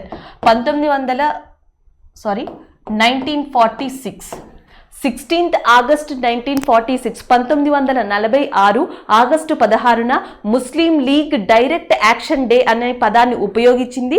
direct action day అనే ఒక సిస్టమ్ని లేదా అనే ఒక ప్రొటెస్ట్ని స్టార్ట్ చేయడం జరిగింది. ఎందుకు అంటే మనకి క్యాబినెట్ మిషన్ ఏదైతే ఉందో సో క్యాబినెట్ కమిషన్ 1946లో ఇండియాకి రావడం జరిగింది. సో ఇది ఐఎన్సీ అండ్ ముస్లిం లీగ్ మధ్య చర్చలు ఏవైతే ఉంటాయో సో ఆ డిస్కషన్ని స్టార్ట్ చేసింది. సో ఐఎన్సీ ఏం చెప్తుందంటే మాకు ఇండియా అనేది యునైటెడ్గా ఉండాలి, మాకు పాకిస్తాన్ అనేది విడిపోవడం ఇష్టం లేదు, అంటే ఒక ప్రాంతం విడిపోవడం మాకు ఇష్టం లేదు, ఇండియా అనేది యునైటెడ్గా ఉండాలి అనుకుంది. బట్ ముస్లిం లీగ్ ఏం చెప్పింది అంటే మాకు ఒక సెపరేట్ ప్రాంతం కావాలి అండ్ దట్ టు పాకిస్తాన్ అనే ప్రాంతం మాకు కావాలి అని చెప్పేసి ముస్లిం లీగ్ వాదించడం మొదలుపెట్టారు. సో వీళ్ళిద్దరికి మధ్య క్యాబినెట్ మిషన్ ఏదైతే ఉంటుందో వీళ్ళిద్దరినీ కూడా ఒక తాటి మీదకి తీసుకురాకపోవడం వల్ల ఈ ముస్లిం లీగ్ ఏం చేస్తుందంటే మాకు బ్రిటిషర్స్ వెళ్ళిపోయిన తర్వాత ఇండియా యునైటెడ్గా కాదు, మాకంటూ ఒక సెపరేట్ ల్యాండ్ కావాలి, మాకంటూ సెపరేట్ కంట్రీ కావాలి, మమ్మల్ని మేము రూల్ చేసుకోవాలి అని చెప్పి ఆ ప్రొటెస్ట్ అంటే ఆ మూమెంట్ని ఎలా లాంచ్ చేసింది అంటే డైరెక్ట్ యాక్షన్ డే కింద 16th August 1946 1946లో స్టార్ట్ చేయడం జరిగింది. సో ఇది ఆన్సర్. సో క్వశ్చన్ ఎలా అడుగుండొచ్చు అంటే మేబీ డైరెక్ట్ యాక్షన్ డే అడుగుండొచ్చు 16th August, లేదా ఇయర్ అడుగుండొచ్చు 1946. ఎవరు స్టార్ట్ చేశారు అంటే ముస్లిం లీగ్. కానీ ముస్లిం లీగ్ తరపున ఎవరు స్టార్ట్ చేశారు అంటే మొహమ్మద్ అలీ జిన్నా. సో ముస్లిం లీగ్కి నాయకత్వం వహించిన మహమ్మద్ అలీ జిన్నా ఎవరైతే ఉన్నారో సో ఆయన స్టార్ట్ చేయడం జరిగింది. లేదా డైరెక్ట్ యాక్షన్ డే అనేది ఏ కమిషన్ ఫెయిల్ అవ్వడం వల్ల ఇండియాలో ముస్లిం లీగ్ ప్రారంభించబడింది అని అడుగుతారు. సో డైరెక్ట్ యాక్షన్ డే అనేది క్యాబినెట్ కమిషన్ అనేది ఫెయిల్ అవ్వడం వల్ల ఇండియాలో డైరెక్ట్ యాక్షన్ డే అనేది స్టార్ట్ అయిందని చెప్పొచ్చు. జనరల్గా చూస్తే ఫస్ట్ phase 1లో మనకి ఇండియన్ నేషనల్ కాంగ్రెస్తో క్వశ్చన్స్ మొదలు పెట్టారు. phase 2లో వచ్చేటప్పటికి ఫ్రీక్వెంట్గా మనకి 1919 అడిగారు, 1931 అడిగారు, 1930 అడిగారు. సో లాస్ట్కి ఈరోజు మనకి క్వశ్చన్ ఏ టైం లైన్ దగ్గరకు వచ్చింది అంటే 1946 దగ్గరకు వచ్చింది. అంటే ఇంకెలాంటి క్వశ్చన్స్ అడగచ్చు అంటే మనకి వేవెల్ ప్లాన్ అంటాం. సో వేవెల్ ప్లాన్ అడగచ్చు, లేకపోతే మౌంట్ బ్యాటన్ ప్లాన్ అంటాం. 1947లో మౌంట్ బ్యాటన్ ప్లాన్ ఏదైతే ఉందో దాన్ని అడగచ్చు, లేదా ఇండియా పాకిస్తాన్ ఎప్పుడు డివైడ్ అయ్యాయి, ఏ రోజున డివైడ్ అయ్యాయని అడగచ్చు. సో ఇట్లాంటి క్వశ్చన్స్ మనకి నెక్స్ట్ అడిగే ఛాన్సెస్ ఉంది. అవి కూడా ఏ ఇయర్ టైం లైన్లోకి వస్తాయంటే 1946 1947 మధ్యలో వస్తాయని చెప్పొచ్చు. సో ఇది ఈరోజు మనకి స్టూడెంట్స్ ఇచ్చిన క్వశ్చన్స్. Thank you.